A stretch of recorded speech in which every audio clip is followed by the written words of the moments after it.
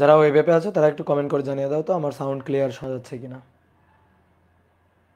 ওকে, যারা ফেসবুকে আছো তারা একটু জানিয়ে দাও তো, যারা ফেসবুকে আছো তারা একটু জানিয়ে দাও যে সাউন্ড ঠিকঠাকভাবে শুনতে পাচ্ছ কিনা। ওকে, ঠিক আছে।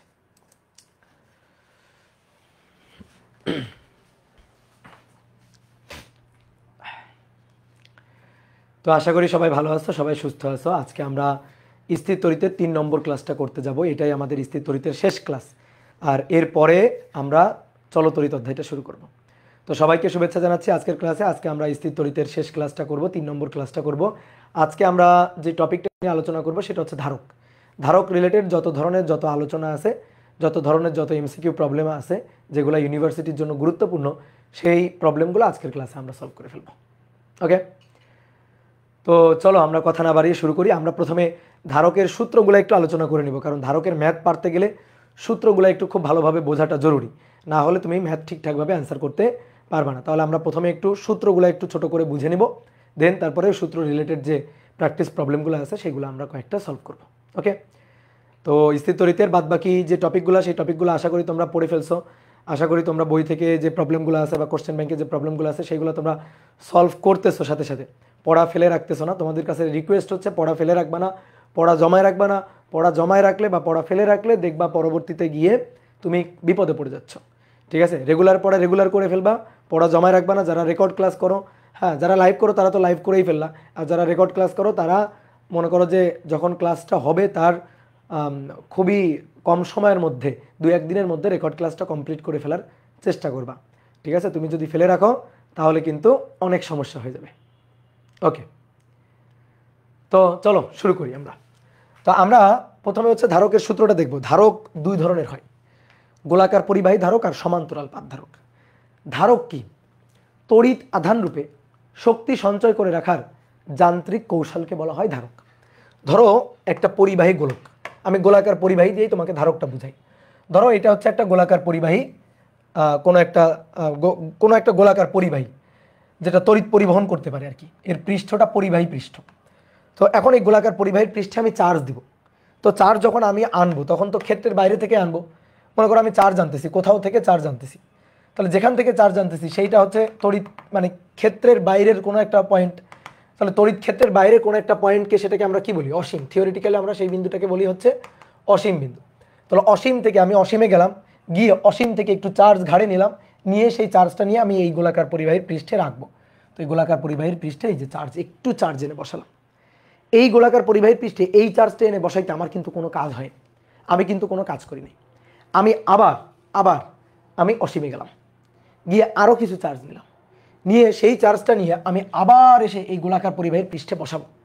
এইবার এই চার্জটা এনে গোলাকার পরিবাহীর পৃষ্ঠে বসাইতে এইবার কিন্তু আমার কাজ করা লাগবে। কেন?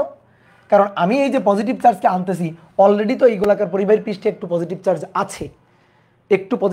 আছে, তাহলে এই পজিটিভ চার্জটা, আমি যে পজিটিভ চার্জটাকে আনতেছি তাকে কি করবে? বিকর্ষণ করবে। তাহলে এই তড়িৎ বিকর্ষণ বলের বিরুদ্ধে আমার কাজ করতে হবে, এক্সটার্নাল এজেন্টের কাজ করতে হবে। তাহলে তড়িৎ বিকর্ষণ বলের বিরুদ্ধে এক্সটার্নাল এজেন্ট যে কাজটা করবে সেই কাজটা এই পরিবাহী যে গোলকটা, এই পরিবাহী গোলকের পৃষ্ঠে বিভব শক্তি হিসাবে জমা থাকবে। কি কথা বুঝছো? গোলাকার পরিবাহীর পৃষ্ঠে কি হিসাবে জমা থাকবে? বিভব শক্তি হিসাবে জমা থাকবে। তাহলে এইভাবে আমি এই গোলাকার পরিবাহীর পৃষ্ঠে আরেকটু পজিটিভ চার্জ এনে রাখলে আরও কিছু বিভব জমা করে রাখলাম, আরও কিছু বিভব শক্তি জমা হলো। আবার আমি অসীমে গেলাম, গিয়ে আরও কিছু পজিটিভ চার্জকে ঘাড়ে করে নিয়ে এই গোলাকার পরিবাহীর পৃষ্ঠে বসালাম। এবার আরও একটু কাজ হবে কিন্তু। ঠিক আছে, এইভাবে একটু একটু করে আমি অসীমে যাব, চার্জ এনে গোলাকার পরিবাহীর পৃষ্ঠে বসাবো। তাহলে আমি যতই গোলাকার পরিবাহীর পৃষ্ঠে আস্তে আস্তে চার্জ বসাই তত কিন্তু কাজ করতে হবে। তো সেই কাজটা, সেই কৃত কাজটাই গোলাকার পরিবাহীর পৃষ্ঠে বিভব শক্তি হিসাবে জমা থাকবে। তাহলে আমি কি করলাম? তড়িৎ আধান গোলাকার পরিবাহীর পৃষ্ঠে জমা করলাম। তাহলে তড়িৎ আধান জমা করতে গিয়ে কাজ করলাম, সেই কাজটাই গোলাকার পরিবাহীর পৃষ্ঠে শক্তি হিসাবে জমা থাকবে। তাহলে তড়িৎ আধান রূপে শক্তি সঞ্চয় করে রাখার এই যান্ত্রিক কৌশলকে বলা হয় ধারক। কি কথা বুঝছো? তড়িৎ আধান রূপে শক্তি সঞ্চয় করে রাখার এই যান্ত্রিক কৌশলকে বলা হয় ধারক। আমি তড়িৎ আধান রূপে শক্তি সঞ্চয় করে রাখতেছি এই গোলাকার পরিবাহীর পৃষ্ঠে, তাহলে তড়িৎ আধান রূপে, আধান চার্জ রূপে শক্তি সঞ্চয় করে রাখার যান্ত্রিক কৌশল ধারক। দেখো তোমাকে আমি একটা উদাহরণ দিয়ে বুঝাই। ধরো একটা পানির পাত্র আছে, এটা হচ্ছে একটা পানির পাত্র। তো এই পানির পাত্রে আমি পানি জমা করে রাখবো। তো এই পানির পাত্রে আমি পানি জমা করে রাখবো, ধরো এই পানির পাত্রে এই হাইটে পানি জমা করে রাখলাম। আমি কি জমা করে রাখলাম? পানি জমা করে রাখলাম। পানি জমা করে রাখলে বলো তো এই পানির কি একটা বিভব শক্তি আছে না, একটা স্থিতি শক্তি আছে না? বলো তো, কাজ ক্ষমতা শক্তি আমরা পড়ছি না? এই পানির স্থিতি শক্তির কতটুকু? কোনটা? পানির স্থিতি শক্তি হচ্ছে mg ভার কেন্দ্রের সরণ বা ভার কেন্দ্রের উচ্চতা h/2 বা h, কি তাই তো? তাহলে আমি পানি জমা করে রাখছি পাত্রের মধ্যে। তাহলে পানি জমা করে রাখার মাধ্যমে এই পানির মধ্যে, এই পাত্রের মধ্যে আমি কিন্তু একটা শক্তিও জমা করে রাখছি। তাহলে পানি রূপে বিভব শক্তি জমা করে রাখছি, পানির বিভব শক্তি। ঠিক তেমনি এই গোলাকার পরিবাহীর পৃষ্ঠে চার্জ এনে জমা করে রাখার মাধ্যমে আমি একটা বিভব শক্তি জমা করে রাখছি। তাহলে পানি রূপে পানির বিভব শক্তি, চার্জ রূপে চার্জের বিভব শক্তি জমা করে রাখছি। তাহলে এই যে পাত্রটা, এই পাত্রটা একটা পানি ধারক না? পানি ধারণ করে রাখছে, পানির পাত্র না, পানির ধারক, তাই না? তাহলে এই পাত্রটা হচ্ছে পানির ধারক, আর এই গোলাকার যে পরিবাহীটা, এই পরিবাহীটা হচ্ছে চার্জ ধারক। কথা বুঝছো? কনসেপ্টটা মিলাইতে পারতেছো? তাহলে এই পাত্রটা পানির ধারক, সে পানি ধারণ করে রাখতেছে। ঠিক তেমনি এই যে গোলাকার পরিবাহীটা, এ চার্জ ধারণ করে রাখতেছে। তাহলে এই গোলাকার পরিবাহীকে আমরা বলতেছি ধারক, ক্যাপাসিটর। যে ধারণ করে, কি ধারণ করে? চার্জ ধারণ করে। আর এই চার্জ ধারণ করে রাখার মাধ্যমে, চার্জ জমা করে রাখার মাধ্যমে সে আসলে শক্তি সঞ্চয় করে রাখে। কি কথা, কি বুঝছো? ক্লিয়ার? তা আমরা এখন এই গোলাকার পরিবাহীর ধারকত্ব বের করতে চাই। তো ধারকের ধারকত্ব, ক্যাপাসিটরের ক্যাপাসিটি। একটা পাত্র যত বেশি পানি ধারণ করতে পারবে তার ক্যাপাসিটি তত বেশি, কি তাই না? মিলাও। একটা পাত্র যত বেশি পানি ধারণ করে রাখবে তাহলে তার ক্যাপাসিটিটা তত বেশি। তাহলে এই ক্যাপাসিটি থেকে ক্যাপাসিটেন্স, ধারকত্ব। তাহলে কোনো একটা গোলাকার পরিবাহীর আমি ধারকত্ব হিসাব করতে চাই, তাহলে সে যত বেশি চার্জ জমা করে রাখতে পারবে তার ধারকত্ব তত বেশি, যত বেশি শক্তি সঞ্চয় করে রাখতে পারবে তার ধারকত্ব তত বেশি। কি কথা বুঝছো? তো ব্যাপারটা হচ্ছে কি, আমি অসীম থেকে গোলাকার পরিবাহীর পৃষ্ঠে চার্জ এনে বসাইছি। কতটুকু? কিউ পরিমাণ। অসীমের বিভব কত? V infinity, that is 0। গোলাকার পরিবাহীর পৃষ্ঠে বিভব কত? ভি। তাহলে আমি কত বিভব পার্থক্যে চার্জ স্থানান্তর করছি বলো তো দেখি? কত বিভব পার্থক্যে? ভি ইনফিনিটি থেকে ভি। তাহলে বিভব পার্থক্যটা কত? ডেল ভি হচ্ছে ভি মাইনাস ভি ইনফিনিটি, কি তাই তো? তাহলে কত বিভব পার্থক্য? ডেল ভি বিভব পার্থক্য। ডেল ভি বিভব পার্থক্যে কতটুকু চার্জ জমা করে রাখছি? কিউ পরিমাণ। একক বিভব পার্থক্যে জমাকৃত চার্জকে বলা হয় ধারকত্ব। একক বিভব পার্থক্যে জমাকৃত চার্জকে বলা হয় ধারকত্ব। ডেল ভি বিভব পার্থক্যে, ডেল ভি বিভব পার্থক্যে জমাকৃত চার্জ কিউ। তাহলে একক বিভব পার্থক্যে জমাকৃত charge Q divided by del V. একক বিভব পার্থক্যে জমাকৃত চার্জ কি হবে? Q divided by del V. তাহলে এটাই হবে ধারকত্ব। ধারকত্ব ক্যাপাসিটেন্স সি দিয়ে আমরা প্রকাশ করি। তাহলে সি ইকুয়াল টু হবে Q divided by del V. ঠিক আছে? সি ইকুয়াল টু কি হবে? Q divided by del V. Okay, clear? মনে করো কোনো একটা ধারক ধরো 2 ভোল্ট বিভব পার্থক্যে 50 কুলম্ব চার্জ জমা করে। আর কোনো একটা ধারক সে মনে করো 10 ভোল্ট বিভব পার্থক্যে 100 কুলম্ব চার্জ জমা করে। বলো তো দেখি কার ধারকত্ব বেশি? বলো কার ধারকত্ব বেশি? অনেকে আমরা ভাবি কি যে যত বেশি চার্জ জমা করে রাখবে ধারকত্ব তত বেশি। ঠিক আছে? যত বেশি চার্জ জমা করে রাখবে ধারকত্ব তত বেশি। অনেকে আমরা এটা ভাবি, কিন্তু এটা ভুল। যত বেশি চার্জ জমা করে রাখবে ধারকত্ব তত বেশি, এই কথাটা পুরোপুরি সত্যি না। একক বিভব পার্থক্যে যত বেশি চার্জ জমা করে রাখবে ধারকত্ব তত বেশি। 2 ভোল্ট বিভব পার্থক্যে 50 কুলম্ব, তাহলে একক বিভব পার্থক্যে কত? 25 কুলম্ব। 25 কুলম্ব একক বিভব পার্থক্যে। আর 10 ভোল্ট বিভব পার্থক্যে 100 কুলম্ব, তাহলে একক বিভব পার্থক্যে কত? 10 কুলম্ব। তাহলে কে একক বিভব পার্থক্যে বেশি চার্জ জমা করে? উপরেরটা। ঠিক আছে? এখানে কম চার্জ জমা হয়েছে, এখানে বেশি চার্জ জমা হয়েছে, হ্যাঁ কথা সত্য, কিন্তু একক বিভব পার্থক্যে জমা হয়েছে কোথায় চার্জ বেশি? একক বিভব পার্থক্যে উপরে চার্জ বেশি জমা হয়েছে, আর একক বিভব পার্থক্যে নিচে কম চার্জ জমা হয়েছে। তাহলে ক্যাপাসিটি কার বেশি? ক্যাপাসিটি এর বেশি, ক্যাপাসিটেন্স এর বেশি। তোমার আমি আর একটা উদাহরণ দিয়ে বোঝাই। ধরো দুটো পাত্র আছে। একটা পাত্র 2 মিটার কিউব আয়তনে, মনে করো যে 50 কেজি পানি ধরে, ধরো, বা 50 কেজি তরল ধারণ করতে পারে। একটা পাত্র, যে পাত্র 2 মিটার কিউব আয়তনে 50 কেজি পানি ধারণ করতে পারে, বা 50 কেজি তরল, ধরো কোনো একটা তরল ধারণ করতে পারে। আর একটা পাত্র 10 মিটার কিউব আয়তনে 100 কেজি পানি ধারণ করতে পারে। তাহলে আমি যদি বলি কোন পাত্রের ক্যাপাসিটি বেশি, অবশ্যই উপরের পাত্রের ক্যাপাসিটি বেশি।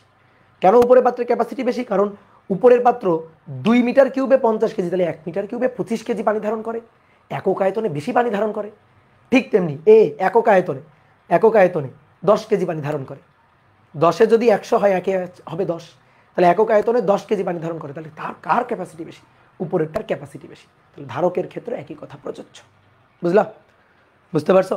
মনে করো সাপোজ তুমি আর তোমার বন্ধু, তুমি 2 দিনে কাজ করতে পারো 50 জুল, তোমার বন্ধু কাজ করে 10 দিনে 100 জুল। তাহলে কাজ কিন্তু তোমার বন্ধু বেশি করে, 10 দিনে 100 জুল বেশি করে, আর তুমি 2 দিনে 50 জুল। এখন মনে করো আমি একটা কাজে কাউকে নিয়োগ দিব, তোমাকে আর তোমার বন্ধুকে। বলো কাকে নিয়োগ দিব? যে একক দিনে বেশি কাজ করো, অর্থাৎ তোমাকে নিয়োগ দিব, কারণ তুমি একদিনে 25 জুল কাজ করো। মানে আমার তো এটাই লাগবে যে কার ক্যাপাসিটি, কাজ করার ক্যাপাসিটি বেশি। কথা বুঝছো? তাহলে যার চার্জ বেশি তার ধারকত্ব বেশি, এই কথা কিন্তু পুরোপুরি সত্যি না। যার একক বিভব পার্থক্যে বেশি চার্জ জমা হচ্ছে তার ক্ষেত্রে ধারকত্ব বেশি। তাহলে C=Q/Δv। ঠিক আছে? যাদের মনে করে একাডেমিতে ভালো করে এই জিনিসটা বোঝা নাই, আশা করি এখন খুব সুন্দর করে ধারকত্বের ব্যাপারটা বুঝছো।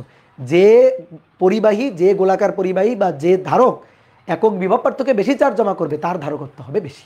ওকে, ডান। তা আমরা গোলাকার পরিবাহী ধারক পড়তেছিলাম। ঠিক আছে, আমরা প্রথমে ধারকত্বের বেসিকটা জানলাম। এবার দেখো গোলাকার পরিবাহী ধারক আর সমান্তরাল পাতধারক 2 ধরনের ধারক আছে। অলরেডি গোলাকার পরিবাহী ধারক আমি তোমার বুঝাই ফেলছি, এটাই তো গোলাকার পরিবাহী দিয়েই বুঝাইছি। তাহলে গোলাকার পরিবাহী ধারকের ক্ষেত্রে ধারকত্ব C=Q/Δv। আর এই দেখো গোলাকার পরিবাহী তুমি চার্জ নিয়ে বসাচ্ছ কোত্থেকে কোথায়? বলো কোত্থেকে কোথায়? V∞ 0, সেখান থেকে ভি কোথায়? এই ভিটা কোথার বিভব? পৃষ্ঠের বিভব। এই ভিটা কোথাকার বিভব? পৃষ্ঠের বিভব।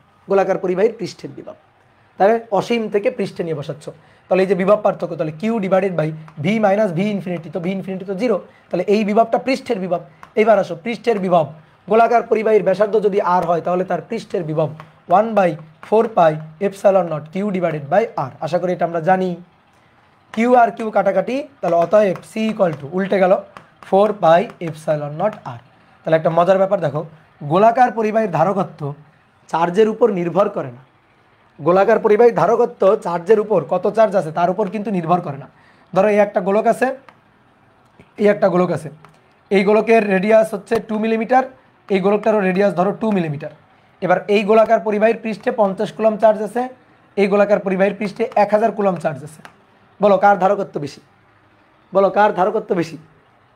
দুটোরই ধারকত্ব সমান। ইয়েস, কারণ চার্জের উপর নির্ভরিত করে না। কিউ এর মান 50, কিউ এর মান 100, তো 1000, তো কি হয়েছে? এখানে তো কিউ নেই, কারণ কিউ কাটাকাটি চলে গেছে। ঠিক আছে, তাহলে ওই যে বললাম যে কার, অনেকে বলতে পারে ভাই এর যে চার্জ বেশি, হ্যাঁ ঠিক আছে, এর চার্জ বেশি, এর তো বিভবও বেশি। এর চার্জ কম, এর তো বিভবও কম, তাহলে একক বিভব পার্থক্যে চার্জ তো সেম। তাহলে চার্জ বেশি মানে ধারকত্ব বেশি, কথা সত্যি না। তাহলে এই দুইটারই সি সমান, এই দুইটারই সি সমান, সেম।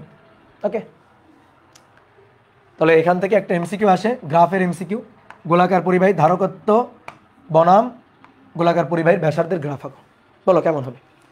C=4πε0 r। তাহলে সি হচ্ছে ওয়াই অক্ষে, 4πε0 দ্যাট ইজ এম, আর হচ্ছে এক্স অক্ষে। তাহলে y=mx, মূলবিন্দুগামী সরলরেখা। y=mx, মূলবিন্দুগামী সরলরেখা। হ্যাঁ, বলো এর স্লোপটা কি হবে? এর যে স্লোপ, সেই স্লোপটা কি হবে? স্লোপটা হবে এম, এই যে এম 4πε0, স্লোপটা হবে 4πε0। ওকে, ক্লিয়ার? তাহলে গোলাকার পরিবাহী ধারকত্ব গেল। এবার আসো সমান্তরাল পাতধারক। সমান্তরাল পাতধারক, দুটো প্যারালাল প্লেট, পাতলা পাত, এই একটা পাত, এই একটা পাত, পাশাপাশি বসায় রাখবো। এদের মধ্যকার যে দূরত্ব, সেই দূরত্বটা হচ্ছে ডি। এই পাতে কিউ পরিমাণ পজিটিভ চার্জ দিলাম, প্লাস চার্জ। এই পাতে মাইনাস চার্জ দেওয়া হইল, কিউ পরিমাণ মাইনাস চার্জ দেওয়া হইল। এই পাতের ক্ষেত্রফল এ, এই পাতের ক্ষেত্রফল এ। এবার একটা তার দিয়ে দুইটা পাতকে আমরা কানেক্ট করলাম। এই যে একটা তার দিয়ে দুইটা পাতকে আমরা কানেক্ট করে ফেললাম। কানেক্ট করলে কি হবে? এইটা পজিটিভ, এইটা নেগেটিভ, তাহলে এই দুই পাশের বিভব পার্থক্য ধরো ডেল ভি বা ভি। এই ব্যাটারি দুই প্রান্তের বিভব, তো ব্যাটারি দুই প্রান্তের বিভব মানেও কিন্তু এই দুই পাতের বিভব। কারণ কি? এই বিন্দু মানে তো এই বিন্দু, দেখো এই বিন্দু মানে এই বিন্দু, আবার এই বিন্দু মানে এই বিন্দু। তাহলে সুতরাং এই পাতের দুই প্রান্তের বিভবও কিন্তু, দুই পাশের বিভব পার্থক্য কিন্তু ডেল ভি বিভব। তাহলে কি হবে, এই পাত থেকে আস্তে আস্তে চার্জ গিয়ে ইলেকট্রন গিয়ে এই পাতে জমা হবে। কেন? এই পজিটিভ, সে কী করবে, এই পাতের ইলেকট্রনগুলোকে টেনে নিয়ে আসবে, টেনে নিয়ে সেই ইলেকট্রনগুলোকে এখানে জমা করবে। তাহলে দেখো এই পাশ থেকে যতগুলো ইলেকট্রন চলে আসবে ততগুলো ইলেকট্রন এই পাশে জমা হবে। তাহলে এই পাশে যদি ঋণাত্মক চার্জ 10টা ইলেকট্রন থাকে, তাহলে এই পাশে 10টা পজিটিভ চার্জ থাকবে, ইলেকট্রনের চার্জের সমপরিমাণ পজিটিভ চার্জ থাকবে। তাহলে এইভাবে এটা প্লাস কিউ চার্জ, এটা মাইনাস কিউ চার্জ হবে। এবার বলো, তোমাদের আমি চার্জ ঘনত্ব শিখাইছিলাম না? চার্জ ঘনত্ব মনে পড়ে? চার্জ ঘনত্ব হচ্ছে সিগমা, এখানে লিখি চার্জ ঘনত্ব। চার্জ ঘনত্ব হচ্ছে সিগমা।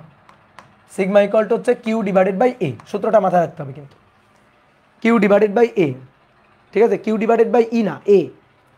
উজ্জ্বল হোসেন বলছো কিউ ডিভাইডেড বাই ই, না কিউ ডিভাইডেড বাই ই না, কিউ ডিভাইডেড বাই এ। একক ক্ষেত্রফলে কি পরিমাণ চার্জ, এগুলো হচ্ছে পাতলা পরিবাহী পাত, তাহলে এদের চার্জ ঘনত্ব হচ্ছে সারফেস চার্জ ঘনত্ব, ঠিক আছে? Surface charge density. এবার আসো দেখো, এটা পজিটিভ চার্জের পাত, এটা নেগেটিভ চার্জের পাত, তাহলে মাঝখানে কিন্তু একটা তড়িৎ ক্ষেত্র তৈরি হবে, একটা সুষম তড়িৎ ক্ষেত্র তৈরি হবে, সুষম একটা তড়িৎ ক্ষেত্র তৈরি হবে। এবং গত দিন আমি তোমাদের কিন্তু এই দুই পাতের মাঝখানে এই বিন্দুতে ইলেকট্রিক ফিল্ড কত, তড়িৎ প্রাবল্য ই কত, সেটা কিন্তু বের করা শিখাইছি। কি শিখাইছি না বলো তো?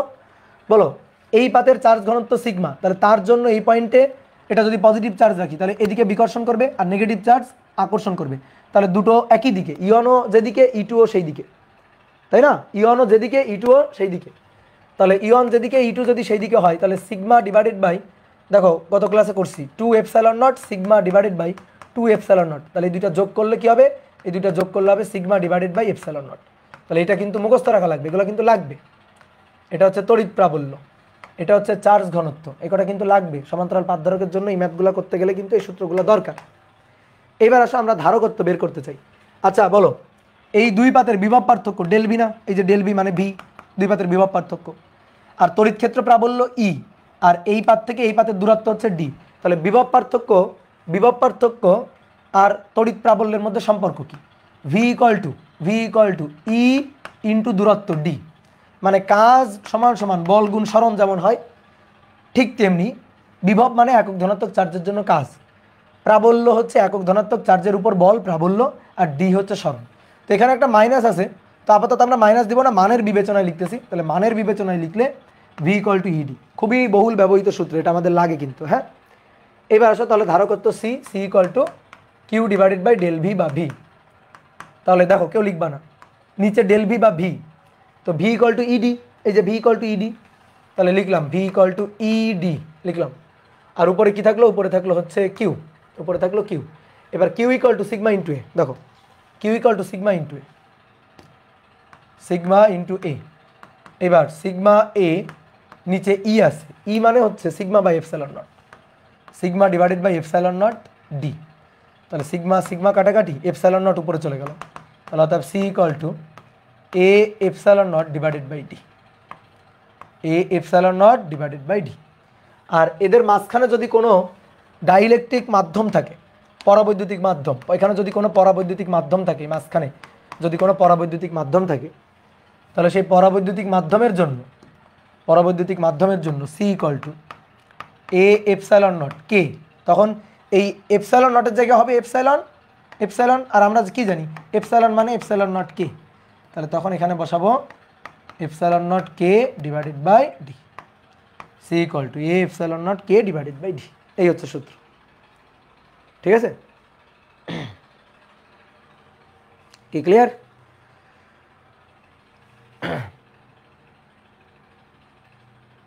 এসএসটা বুঝি নাই, কোন এসএস? দেখো এগুলো আমি জাস্ট সূত্র, এই সূত্রগুলো জাস্ট মনে করালাম। তোমার কিন্তু ম্যাথ করতে গেলে সূত্রগুলো লাগবে, সমান্তরাল পাতধারকের ক্ষেত্রে সূত্র। যাদের মনে করো একাডেমিতে ওইভাবে পড়া নাই, এখন থিওরি বা ডেরিভেশন লাগবে না, তুমি খালি সূত্রগুলো লিখে দিলাম, মুখস্থ করবা যে বক্সগুলো, ঠিক আছে? এইটা আমাদের জানা, এইটা জানা, তাহলে নতুন সূত্র শিখলাম এই দুইটা, ঠিক আছে?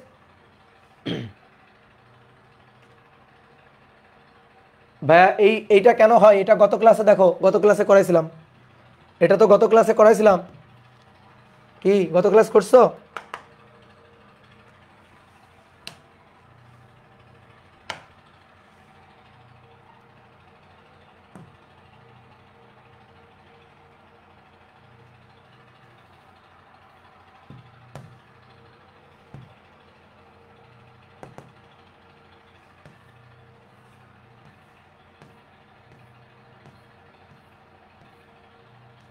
গাউসের সূত্রের প্রয়োগ যখন পড়ালাম তখন কি করলাম বলো তো? গত ক্লাসে গাউসের সূত্রের প্রয়োগ যখন পড়লাম তখন কি শিখছি দেখি। এই যে এই যে এই যে এখানে কি শিখলাম এটা বলো, মনে পড়ে? এই যে দুইটা পাত যাদের চার্জ ঘনত্ব, এটা সিগমা, এটা মাইনাস সিগমা, তাহলে মাঝখানের কোনো পয়েন্টে প্রাবল্য, বাইরে প্রাবল্য, বাইরে প্রাবল্য, এই পয়েন্টে আর এই পয়েন্টে প্রাবল্য ছিল 0, আর এই পয়েন্টে প্রাবল্য ছিল এই যে sigma divided by epsilon not. এটা গত ক্লাসে পড়া। তাহলে এখানে সমান্তরাল পাত ধারকের মাঝখানেও তো দুইটা পাত, একই তো কথা। কি বুঝছো? ক্লাসগুলো সিরিয়ালি করতে হবে। 1 নম্বর ক্লাস করে 3 নম্বর করা যাবে না, 2 নম্বর করে তারপর আসতে হবে। এবার আসো ধারকের সঞ্চিত শক্তি। ধারকের সঞ্চিত শক্তি হচ্ছে ইউ। ধারকের সঞ্চিত শক্তি U, U equal to half CB square, খুবই বহুল ব্যবহৃত সূত্র। এবার সি ইকুয়াল টু ভাই কিউ ডিভাইডেড বাই ভি না, ঠিক আছে? C equal to Q divided by V. তাহলে তুমি এইখানে ইউ সমান সমান half C equal to Q divided by V, V square বসাও।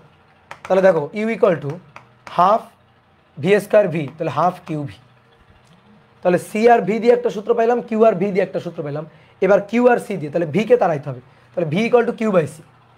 তাহলে এইখান থেকে আসো U half Q V, half Q V equal to Q divided by C. তাহলে অতএব U equal to half Q square by C. তিনটাকে একসাথে লিখতে চাই, তাহলে তিনটাকে যদি একসাথে লিখি তাহলে half CB square, half Q V আর half Q square by C. এই হচ্ছে ধারকের সঞ্চিত শক্তির সূত্র। কি ক্লিয়ার? তিনটাই মাথায় রাখতে হবে, কখন কোনটা লাগে বলা যায় না। সো তিনটাই মাথায় রাখতে হবে, কিন্তু সবচেয়ে বেশি লাগে হচ্ছে এইটা, সবচেয়ে বেশি লাগবে এইটা, হাফ সিবি স্কোয়ার। ঠিক আছে, half CB square, Q equal to half CB square, এটা সবচেয়ে বেশি লাগবে। ভাই কোশ্চেন ব্যাংক সলভ করার আগে কি বই পড়ে নিব? আমার একাডেমিতে গ্যাপ নাই, টাইম ম্যানেজ করতে পারছি না। তুমি কোশ্চেন ব্যাংক সলভ করার আগে আমার ক্লাসগুলো দেখে কোশ্চেন ব্যাংকে চলে যাবা ডাইরেক্ট, তোমার কোনো কোশ্চেন ব্যাংকের কোনো ম্যাথে আটকাবে না। ঠিক আছে, বই পড়ার আর দরকার নেই। যদি লেকচার কন্টেন্ট ঠিকঠাকভাবে ফলো করতে পারো তাহলে বই না পড়েও তুমি কোশ্চেন ব্যাংক সলভ করতে পারবা, বুঝলা? এবার আসো ধারকের সমবায়। রোধের যেমন সমবায় হয়, ধারকের ঠিক তেমনি সমবায় হয়। তাহলে ধারকের শ্রেণী সমবায়, শ্রেণী সমবায়, ধারকের শ্রেণী সমবায়।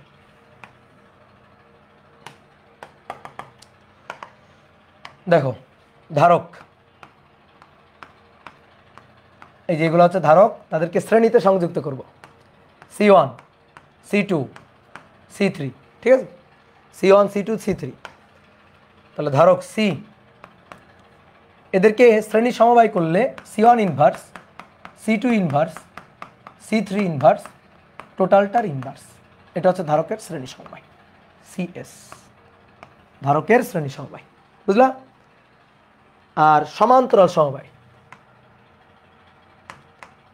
সমান্তরাল সমবায়। তো সমান্তরাল সমবায়ের ক্ষেত্রে কি হবে? যোগ হয়ে যাবে, জাস্ট রোধের উল্টাটা। রোধে যা হয় এখানে হবে তার ঠিক উল্টা ঘটনাটা। তাহলে সমান্তরালে 1 2 3 এদেরকে সমান্তরালে সংযুক্ত করা হয়েছে, C1 C2 C3। তাহলে CP equal to C1 inverse, C2 inverse, C3 inverse, নাকি না? এটা হবে যোগফল C1 plus C2 plus C3, inverse হবে রোধের ক্ষেত্রে।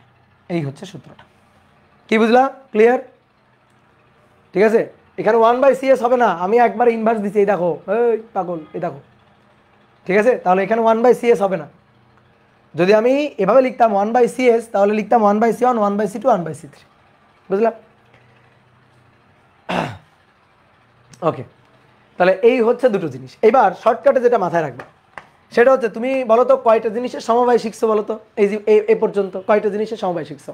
3টা, স্প্রিংয়ের, রোধের আর ধারকের, 3টা। ঠিক আছে, তাহলে তুমি মাথায় রাখবা ধারক আর স্প্রিং একই, ধারক ও স্প্রিংয়ের সমবায়ের সূত্র একই। স্প্রিংয়ের সমবায়, স্প্রিং কনস্ট্যান্ট যদি হইতো, স্প্রিং কনস্ট্যান্টের স্প্রিংয়ের সমবায় হইতো, তাহলে শ্রেণীতে হইতো KS equal to K1 inverse K2 inverse K3 inverse টোটালটার ইনভার্স শ্রেণীতে, আর সমান্তরালে যোগ হয়ে যেত। তাহলে ধারক ও স্প্রিংয়ের সমবায় একই, ধারক ও স্প্রিং একই আর রোধ আলাদা, ঠিক আছে। তাহলে ধারক ও স্প্রিং এই দুইটা একই হবে, আর এরা হবে রোধের উল্টো। নর্মালি রোধেরটা আমাদের সবচেয়ে বেশি ভালো মাথায় থাকে, কারণ আমরা ছোটোবেলা থেকে 9-10 থেকে রোধেরটা পড়ে আসছি, সো রোধেরটা আমাদের মাথায় গেঁথে থাকে। এই কারণে তুমি ভাববা আচ্ছা ঠিক আছে, রোধের সূত্র কিন্তু ধারক আর স্প্রিংয়ে হবে উল্টো, রোধের সূত্রের জাস্ট উল্টাটা হবে। কি ক্লিয়ার? ওকে। তামিম বলছে কেন উল্টা? আচ্ছা, খুব ইম্পর্ট্যান্ট একটা কোশ্চেন। কেন উল্টা? কেন উল্টা এটা জানতে গেলে তোমার আবার একাডেমিতে ভর্তি হইতে হবে, বুঝছো? কেন উল্টা এটা জানতে গেলে, ডেরিভেশন দেখতে গেলে তোমার আবার যে একাডেমিতে ভর্তি হইতে হবে। বলো ওকে। এখন তুমি ডেরিভেশন করবা, বলো কিভাবে সূত্র আসলে ডেরিভেশন করবা? না, তুমি সূত্রটা জানবা আর ধামাধাম ম্যাথ সলভ করবা। কি ক্লিয়ার? তাহলে এবার আসো, মোটামুটি এই ছিল হচ্ছে ধারকের সূত্র। তাহলে আমরা কি দেখলাম? ধারকের শ্রেণীর সমবায় দেখলাম, সমান্তরাল সমবায় দেখলাম, ধারকের সমবায় দেখলাম, ধারকের সঞ্চিত শক্তি দেখলাম, সমান্তরাল পাত ধারকের সূত্রগুলো দেখলাম, আর গোলাকার পরিবাহী ধারকের সূত্রগুলো দেখলাম। এই হচ্ছে ধারকের যাবতীয় সূত্র। এই সূত্রগুলো সুন্দর করে মাথায় রাখবা। এইবার আসো আমরা কয়েকটা প্রবলেম সলভ করব। কি ক্লিয়ার? তাহলে আসো, প্রথম কোশ্চেনটা হচ্ছে, বলা হচ্ছে 27টি চার্জিত পানির ফোঁটাকে, 27টি চার্জিত পানির ফোঁটাকে একত্রিত করে একটি বড় ফোঁটায় পরিণত করা হলো। একত্রিত করে বড় একটি ফোঁটায় পরিণত করা হলো।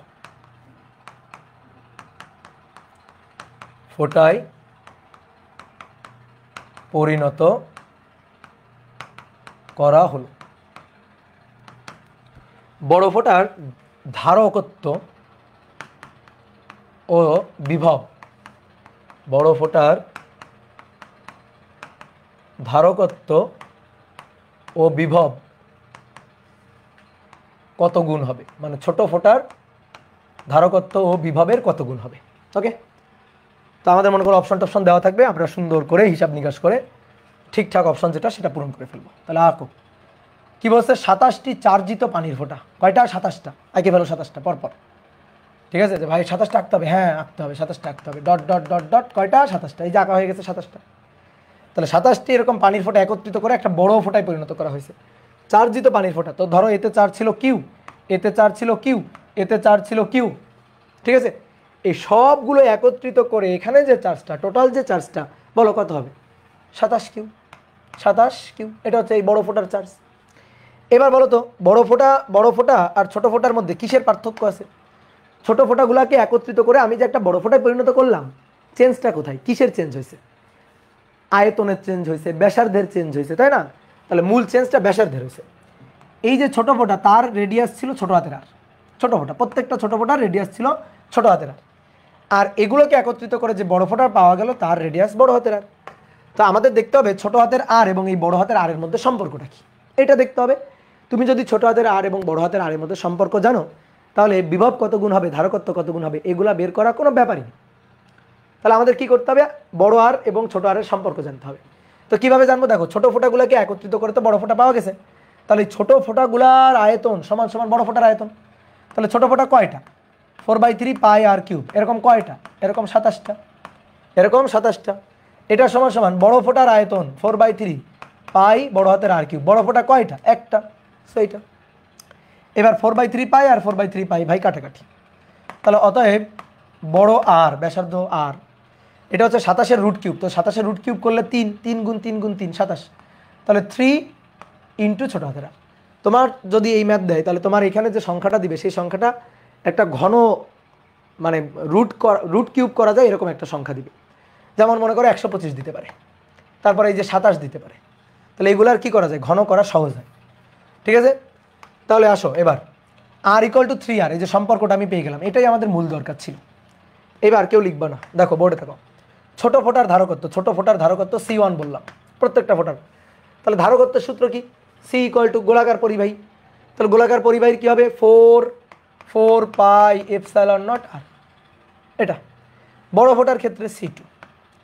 তাহলে এটা হবে 4 পাই এপসাইলন নট বড় আর এবার 4 পাই এপসাইলন নট বড় হাতের আর, তো সেই বড় হাতের আর হচ্ছে ছোট হাতের আর এর 3 গুণ, তাহলে 3r। তো 3টাকে সামনে নিয়ে নাও, সামনে নিয়ে নিলে 4 পাই এপসাইলন নট আর।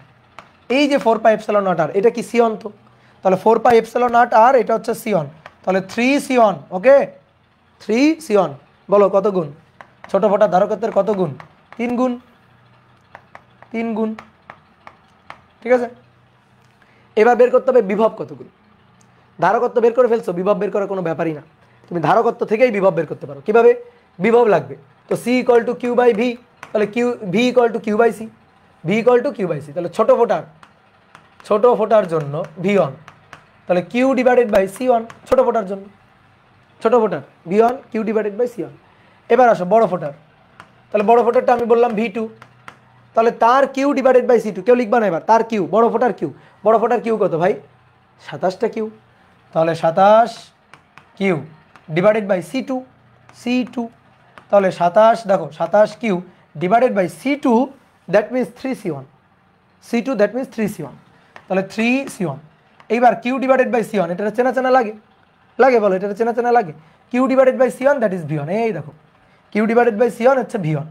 তাহলে এইটা যদি ভি ওয়ান হয়, তাহলে 27/3, 27/3 কত? 27/3 9, তাহলে 9 Q divided by C one that is V one. তাহলে এটা কত গুণ হবে? 9 গুণ। এটা কত গুণ হবে? 9 গুণ। কি ক্লিয়ার? তাহলে এইভাবে ম্যাথটা করতে হবে, এটা হচ্ছে মূল নিয়ম, মূল সিস্টেম হচ্ছে এইটা। এবার বলো শর্টকাট কি দেখতে মন চায়? শর্টকাট এটা খুবই আসে, ঠিক আছে? তো এমসিকিউতে আসলে শর্টকাট করে দিবা, রিটেনে আসলে ধরো এইভাবে করলা, হ্যাঁ, 2.5 মার্কের প্রশ্ন যদি আসে, রিটেন কোশ্চেন যদি আসে, তাহলে এইভাবে করে দিলা। কিন্তু যদি এমসিকিউতে আসে এত কিছু করা লাগবে না, সহজে উত্তর বের করা যাবে। কীভাবে? দেখো খুব ভালো করে খেয়াল করো। ধারকত্ব হবে, ধারকত্ব, এই ধারকত্ব হবে রুট কিউব এন এত গুণ। আর বিভব হবে রুট ওভার এন গুণ। এন হচ্ছে ফোঁটার সংখ্যা। এবার মিলাও, ফোঁটা কয়টা? 27টা। তাহলে তো রুট কিউব করো, রুট কিউব করলে কত? 3, তাহলে ধারকত্ব 3 গুণ, শেষ। বিভব এস রুট মানে রুট গুণ, রুট কিউব না, জাস্ট রুট। তাহলে রুট করো এন কে, তাহলে এন কত? এন হচ্ছে কত? 27। তাহলে 27-এর সরি এটা হচ্ছে, দাঁড়ো, এটা হচ্ছে এন টু দি পাওয়ার 1/3, আর এটা হচ্ছে এন টু দি পাওয়ার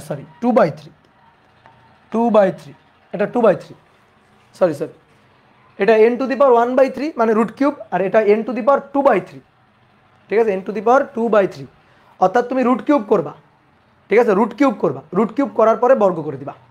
তাহলে রুট কিউব করলে কত হয়? এন এর রুট কিউব করো, মানে এন হচ্ছে 27, তাহলে 27-এর রুট কিউব করলে কত? 3, তারপরে 3-এর বর্গ করে দিবা, 3-এর আবার বর্গ করে দিবা, তাহলে 3-এর বর্গ করলে কত? 9। তাহলে এন টু দি পাওয়ার 1/3 এত গুণ হচ্ছে ধারকত্ব, আর এন টু দি পাওয়ার 2/3 এত গুণ হচ্ছে বিভব। তাহলে তুমি এতটুকু জেনে রাখলে ম্যাথ শেষ।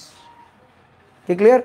অনেকে এই যে 2/3 এই হিসাবটা করতে পারে না। দেখো এই হিসাবটা খুবই সহজ, 27 তার 2/3, তাহলে তুমি কি করবা? আগে 1/3 করে নিবা, আগে এইভাবে 1/3 করে নিবা, 1/3 করে নিবা, দেন তারপরে হচ্ছে স্কোয়ার করবা। তাহলে 1/3 করে নিলে 27-এর পাওয়ার 1/3, রুট কিউব করলে 3, তাহলে তার স্কোয়ার 9। এটা কি ক্লিয়ার? ঘন করে বর্গ, হ্যাঁ, ঘনমূল করে বর্গ, ঘন করে না, ঘনমূল করে বর্গ। ওকে ডান, তাহলে পারলাম আমরা, তাই তো? এবার আসো, দেখো বলা হচ্ছে দুটি ধারকের শ্রেণী তুল্য 2 ফ্যারাড ও সমান্তরাল তুল্য 9 ফ্যারাড। তাহলে ধারকদ্বয়ের মান কত? দুটি ধারকের শ্রেণী তুল্য হচ্ছে 2 ফ্যারাড ও সমান্তরাল তুল্য হচ্ছে 9 ফ্যারাড। তাহলে ধারকদ্বয়ের মান কত? এটা আমাদের বের করতে হবে, ধারকদ্বয়ের মান কত। ওকে, তাহলে দেখো দুইটা ধারকের শ্রেণী তুল্য, শ্রেণীতে আছে C1 C2, তাহলে শ্রেণীতে থাকলে তাদের তুল্য হচ্ছে 2 ফ্যারাড। একটা জিনিস তোমার শিখাই দিই, দেখো সিএস এটা ইকুয়াল টু সিওয়ান ইনভার্স সি2 ইনভার্স টোটালটার ইনভার্স। তাহলে ভাই এটা 1/C1 প্লাস 1/C2 এর আবার ইনভার্স। তাহলে তুমি যদি হিসাব করো C1 C2 উপরে C1 প্লাস C2 তার ইনভার্স, তাহলে C1 C2 divided by C1 plus C2। রোধের ক্ষেত্রে রোধ যদি সমান্তরালে থাকে আরপি, রোধের ক্ষেত্রে একইভাবে হিসাব করে কি আসে R1 R2 divided by R1 plus R2, বুঝছো? তাহলে একটা শর্টকাট কথা হচ্ছে কি, দুটো ধারক যদি শ্রেণীতে বা দুটো রোধ যদি সমান্তরালে থাকে তাহলে তুল্য বের করার একটা শর্টকাট মেথড তোমার বলে দিই। উপরে দুটোর গুণফল নিচে দুটোর যোগফল, উপরে দুইটার গুণফল নিচে দুইটার যোগফল, যদি দুইটা থাকে দুইটা, ঠিক আছে, দুইটা যদি থাকে তাহলে উপরে দুইটার গুণফল নিচে দুইটার যোগফল। তাহলে এইখানে এই যে শ্রেণীতে আছে, তাহলে সিএস এটা equal to C1 inverse C2 inverse টোটালটার ইনভার্স। তো সিএস এর মান 2, তাহলে তুল্য 2, এটা হবে উপরে দুইটার গুণফল, একবারে লিখে দিলাম, অত হিসাব করতে চাচ্ছি না, আর নিচে দুটোর যোগফল। ওকে, এবার আসো বলছে সমান্তরাল তুল্য। তো সমান্তরালে যদি এরা থাকে, সমান্তরালে এটা C1 এটা C2, তাহলে সমান্তরালে এদের তুল্য 9, তার মানে যোগফল, তাহলে C1 প্লাস C2 এটা ইকুয়াল টু হচ্ছে 9, ঠিক আছে, এটার 1 নং সমীকরণ বললাম। এবার এই C1 প্লাস C2 এর মানটা এখানে বসাই, তাহলে 2 plus 2 equal C1 C2, C1 plus C2 that is 9। তাহলে অতএব C1 C2 9 দুগুণে 18। এইবার বলো ম্যাথটা কে পারবে না? এটা 2 নম্বর সমীকরণ। দুটো সংখ্যার গুণফল 18, দুটো সংখ্যার যোগফল 9, গুণফল 18 যোগফল 9, গুণফল 18 যোগফল 9, 3 6, 3 আর 6 যোগফল 9, 3 আর 6 গুণফল 18, ঠিক আছে, অ্যান্সার হয়ে গেছে। এবার কি করে বের করবা? তুমি এখান থেকে মান নিয়ে C1 বা C2 এর মান নিয়ে এখানে বসাবা, ঠিক আছে, এখানে বসাও, 1 নং থেকে আমরা পাই। তাহলে এখান থেকে বসাও তো C1 সমান সমান 18/C2, এই যে C1 এর জায়গায় বসাচ্ছে 18/C2, 18/C2 plus C2 equal two 9। তাহলে নিচে লসাগু করলে C2 18 plus C2, 18 plus C2 square 9, তাহলে 9C2, তাহলে C2 স্কোয়ার, দেখো C2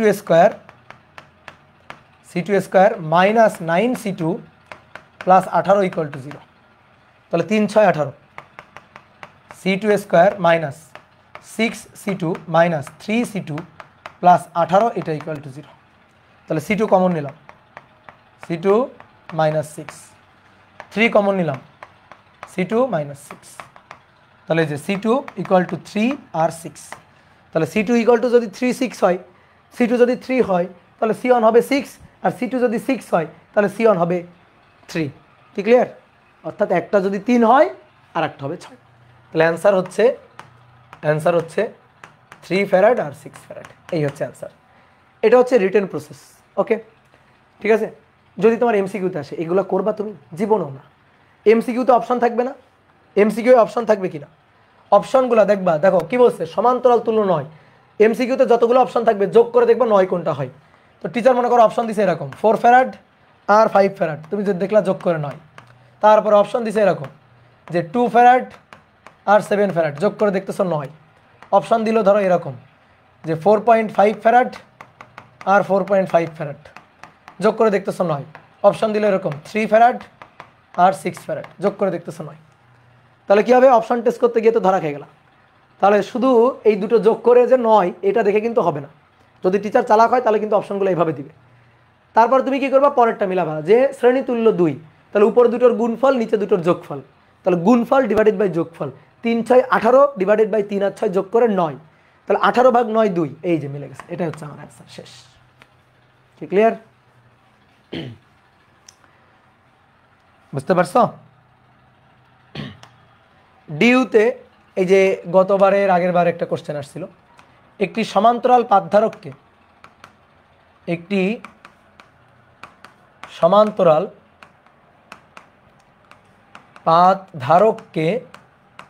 সমান্তরাল পাতধারককে চার্জিত করার পর ব্যাটারি খুলে ফেলা হলো। চার্জিত করার পর ব্যাটারি খুলে ফেলা হলো। এবার পাতদ্বয়ের মধ্যবর্তী দূরত্ব,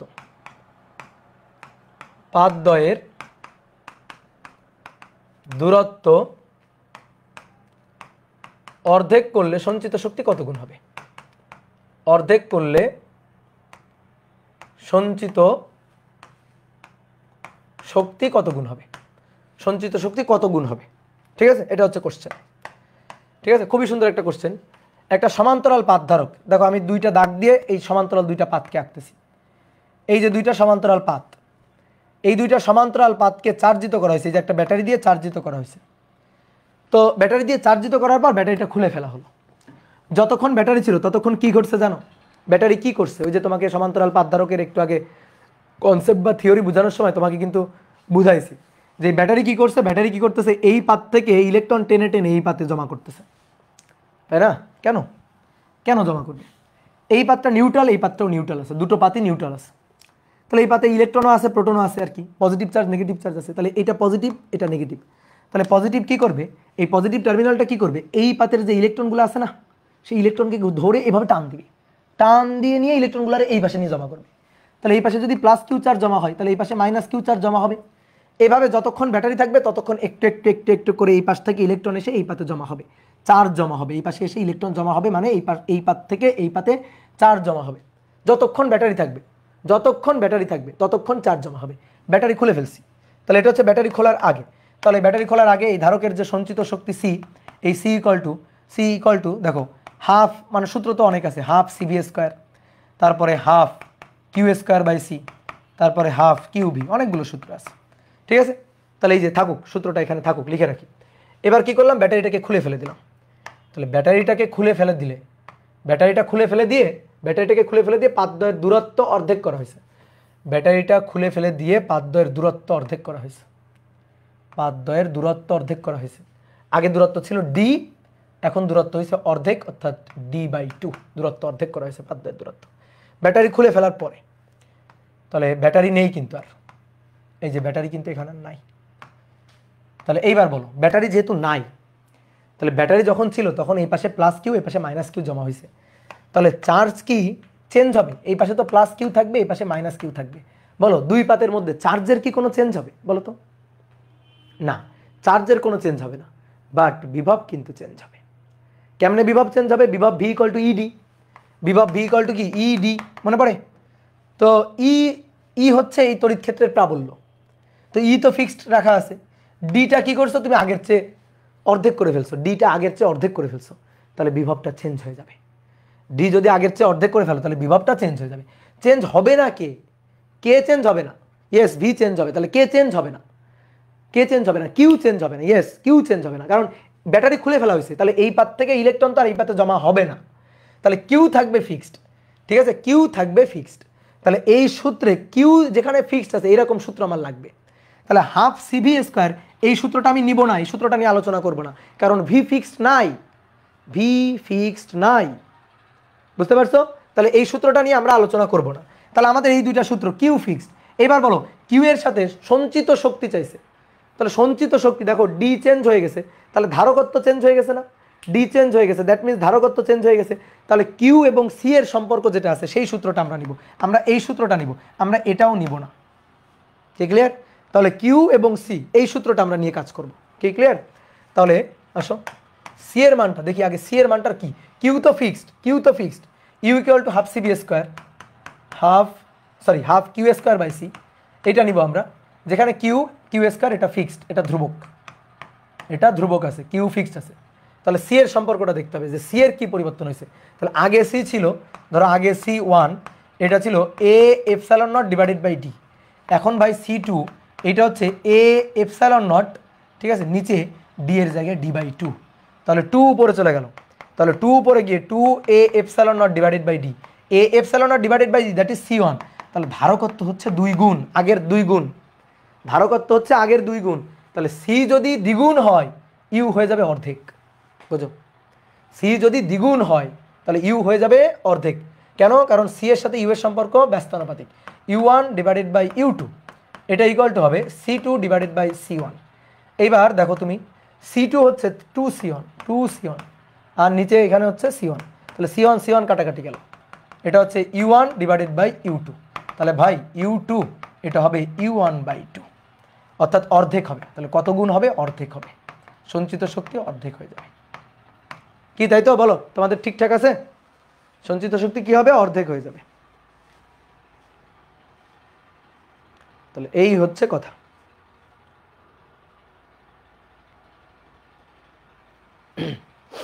ধরো একটু পানি খেয়ে নি। চলো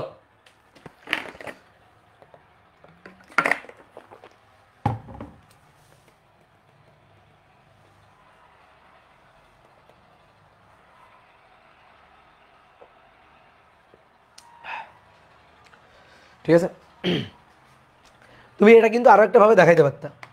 ঠিক আছে, কেউ যদি বলে ভাই আমি এই সূত্র নিয়ে করব, তাহলে হবে কি না? ঠিক আছে, যে এই সূত্র নিয়ে করব হবে কি না? হ্যাঁ হবে। কিউ ফিক্স না, ইউ ইকুয়াল টু দেখো half Q V, Q fixed.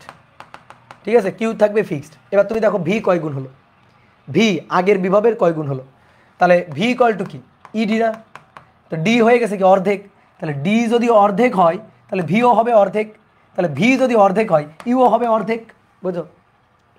বুঝলা নাকি আরেকবার বলবো? ভি ইকুয়াল টু ইডি কিনা ছিল কিনা বলো? V equal to E D. এবার আসো, ডি কি করা হয়েছে? অর্ধেক করা হয়েছে, তাই না? তাহলে ডি যদি অর্ধেক করা হয় ভিও হবে অর্ধেক, কারণ ভি এর সাথে ডি এর সম্পর্ক সমানুপাতিক। তাহলে ডি অর্ধেক করলে ভিও হবে অর্ধেক। এবার ভি যদি অর্ধেক করা হয় ইউও হবে অর্ধেক। তো যে কোনোভাবে উত্তর একই আসে। ঠিক আছে, যে কোনোভাবে করো তোমার উত্তর একই আসবে, কোনো সমস্যা নেই। কি ক্লিয়ার? তাহলে এভাবেও করতে পারো, ডি হাফ ভিও হাফ, আর ভি যদি হাফ হয় তাহলে ইউও হবে হাফ, তো অর্ধেক। ঠিক আছে, এভাবেও করা যায়। এটাও আর একটা নিয়ম।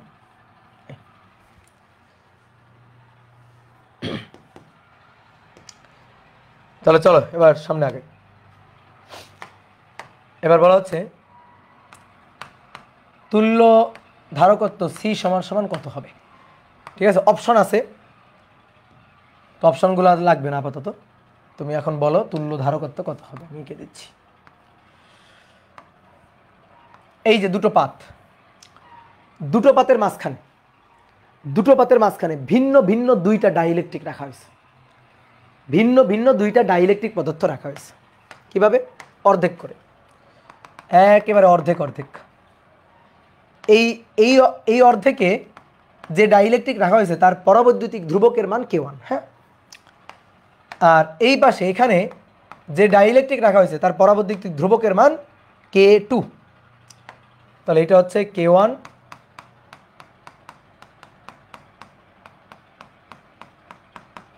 এটা হচ্ছে K1 আর এটা হচ্ছে K2।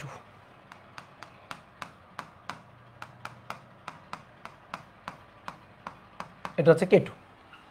তাহলে দুইটা ডাইইলেকট্রিক, দুইটা ভিন্ন ভিন্ন ডাইইলেকট্রিক এভাবে রাখা হয়েছে। বলা হচ্ছে এই টোটাল দূরত্বটা ডি, তার অর্ধেক এইটুকু, অর্ধেক এইটুকু। তাহলে ভাই বাকি অর্ধেক d/2 এইটুকু। আর পাতের ক্ষেত্রফল এই যে পাত, দুই পাশে দুটো পাত আছে, পাতের ক্ষেত্রফল। তাহলে এর ধারকত্ব কত হবে? এর ধারকত্ব বের করতে হবে। যদি এমন হইতো পুরোটাই কে পরাবৈদ্যুতিক ধ্রুবক হইতো, তাহলে আমরা সি ইকুয়াল টু লিখতাম A epsilon not K divided by D, শেষ। যদি পুরোটাই ডাইইলেকট্রিক হইতো, একই ডাইইলেকট্রিক একই মানের, তাহলে C equal to A epsilon not K divided by D. এবার আসো, কিন্তু এখানে দুটো ভিন্ন ভিন্ন ডাইইলেকট্রিক রাখা আছে, K1 আর K2 দুটো ভিন্ন ভিন্ন ডাইইলেকট্রিক রাখা আছে। কিভাবে রাখা আছে বলো তো? এই বিন্দু আর এই বিন্দুর মধ্যে তুল্য, এই দুই বিন্দু। তাহলে এই দুই বিন্দুতে এই একটা ধারক, এই একটা ধারক, দুটো ধারকের মতো কাজ করতেছে। এখানে কয়টা ধারক? এখানে দুটো, এই একটা, দুটো ধারক, দুটো ধারক এভাবে রাখা আছে। ঠিক আছে, দুটো ধারক এভাবে রাখা আছে। তাহলে এই বিন্দু আর এই বিন্দুর মধ্যে দুইটা ধারক, দেখো দুইটা ধারক, এই বিন্দু আর এই বিন্দুর মধ্যে দুটো ধারক, K1 এর জন্য একটা ধারক, K2 এর জন্য একটা ধারক, পাশাপাশি রাখা আছে। তাহলে এটা কেমন সমবায়ে রাখা আছে বলো, দেখে বলো কেমন সমবায়, বলো বলো কি সমবায় রাখা আছে? কি সমবায় তৈরি করতেছে তারা? এই যে এটা হচ্ছে K1 এর জন্য C2, এটা K2 এর জন্য C2, K1 এর জন্য C1। তাহলে এরা পরস্পরের সাথে কি সমবায় আছে? একজন লিখছে প্যারালাল, এই ধরে মার দাও তোরে। এটা শ্রেণী, শ্রেণী সমবায়, পাশাপাশি না, পর পর পর পর। তাহলে শ্রেণী সমবায়। তাহলে এখন এই দুটোর ধারকত্ব বের করো, বের করে শ্রেণী তুল্য করো। তাহলে বলো কি হবে? C1 ইকুয়াল টু, আমরা কি জানি, A epsilon not K divided by D. ভালো করে একটু লক্ষ্য রাখো, দেখো কিভাবে লিখবো আমরা। C1 এর জন্য দেখো এইটুকুর জন্য এইটুকুর জন্য এ কতটুকু আর ডি কতটুকু, ডি এইটুকু, ডি ডি এইটুকু, ডি এইটুকু, ডি এইটুকু, that means D by two. তাহলে এখানে বসবে ডি বাই টু, বুঝলা? কে এর জায়গায় বসবে K1। এ কি পুরোটা, এ কি পুরোটা, দেখো তো এ পুরোটা কিনা। এই লাল অংশের এ দেখো, গোলাপি অংশের এ দেখো, গোলাপি অংশের এ হচ্ছে পুরোটা, দেখো গোলাপি অংশের এ পুরোটা, ডি অর্ধেক, এ পুরোটা ডি অর্ধেক। না এ বাই টু না, এ বাই টু না, এ পুরোটা। দেখো গোলাপি অংশের ক্ষেত্রে কি এতটুকু, যে এ বাই টু বললা তুমি, গোলাপি অংশের জন্য ক্ষেত্রফল পুরো এতটুকু, দ্যাট ইজ এ। তাহলে ডি হবে ডি বাই টু, বাট এ হবে পুরোটা, তাহলে এ পুরোটাই থাকবে। তাহলে এটাকে যদি আমরা একটু সাজায় লিখি, তাহলে 2 উপরে নিয়ে 2a epsilon naught K1 divided by D. এবার C2 equal to a epsilon naught K2 divided by D by two. এবার এখানে এই K1 এর জায়গায় হবে K2। আচ্ছা ডি বাই টু কিনা আমরা দেখি। তুমি আসো সবুজ অংশের ডি দেখো তো, সবুজ অংশের জন্য ডি দেখো, এইটুকু হচ্ছে সবুজ অংশের ডি, তাহলে ডি হচ্ছে ডি বাই টু, তাহলে ডি এর জায়গায় ডি বাই টু বসবে। সবুজ অংশের এরিয়া দেখো, সবুজ অংশের এরিয়াটা দেখো তো, সবুজ অংশের এরিয়া পুরো এইটা, তাহলে পুরো এইটা এ ক্ষেত্রফল, তাহলে এটা হচ্ছে এ। তাহলে কী হবে 2a epsilon naught K2 divided by D. Okay done.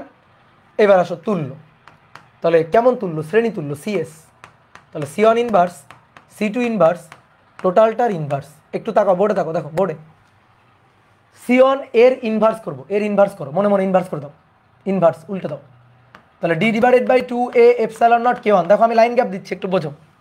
C1 এর ইনভার্স, এটার ইনভার্স, C2 এর ইনভার্স, ইনভার্স করলে ডি উপরে 2a এপসাইলন নট K2 তার ইনভার্স। তাহলে D divided by D common গেল, 2 কমন গেল, এ কমন গেল, এপসাইলন নট কমন গেল, ঠিক আছে? তাহলে এইটা কি হিসাবে কমন গেল, ইনভার্স কমন গেল, আর ভেতরে কে পড়ে থাকলো 1/K1, 1/K2 তার ইনভার্স। তাহলে ভাই এটাকে উল্টাইলে 2a epsilon naught by D, উল্টাই দিলাম, ইনভার্স উল্টাই দিলাম। আর এটার নিচে কি K1 K2, উপরে K1 প্লাস K2, তার আবার কি, তার আবার ইনভার্স। তাহলে উল্টাই দিলে K1 K2 divided by K1 plus K2, K1 K2 divided by নিচে হবে K1 প্লাস K2। তাহলে এটা হচ্ছে সিএস, এই হচ্ছে আমাদের কাঙ্ক্ষিত সূত্র, বুঝলা? এখন কথা হচ্ছে কি, সূত্র কি ভাই মুখস্থ করতে হবে? না, একদমও না, একদমই সূত্র মুখস্থ করতে হবে না, একদমই সূত্র মুখস্থ করার দরকার নেই, ঠিক আছে? তোমার মনে করো এই সব মানটানগুলো দেওয়া থাকবে, ঠিক আছে? K1 K2 এর মানটানগুলো দেওয়া থাকবে, তোমার পরীক্ষা আসলে লাস্টে এই পর্যন্ত করার পরে দেন তুমি মানগুলো বসাই দিবা। তোমার এই সূত্র হিসেবে মুখস্থ রাখা মনে থাকবেও না, ঠিক আছে? মনে থাকবেও না, সূত্র হিসেবে কোনোদিন মুখস্থ থাকবেও না, তো মনে রাখার কোনো দরকারই নেই। আমি তো অনেকগুলো লাইন লিখে করছি, বাট তোমার এতগুলো লাইন লেখা লাগবেও না, তুমি আরও সহজে করে ফেলতে পারবা, ঠিক আছে? এটা তো প্রথম করলাম এই কারণে এত বড় করে করছি, বাট তুমি অনেকগুলো লাইন গ্যাপ নিজেই দিয়ে নিতে পারবা। তোমার এইটুকু হিসাব আমি লিখে করছি, এটুকু হিসাব তোমার মনে মনে হয়ে যাবে, ঠিক আছে? এটুকু হিসাব তোমার মনে মনে হয়ে যাবে। Okay clear? একজন বলছে শর্টকাট নাই দাদা, এটাই তো শর্টকাট, এর আবার কিসের শর্টকাট? ঠিক আছে, এটাই শর্টকাট, এর আবার কিসের শর্টকাট? এর কোনো শর্টকাট নাই। ওকে, তাহলে আসো দেখি এবার তোমরা এটা করবা, তুল্য সি বের করে দিবা। এবার দেখো আগেরটার মতোই, দেখি তোমরা পার্থক্য ধরতে পারো কিনা নিজেরা। এটা হচ্ছে K1, এটা হচ্ছে K2।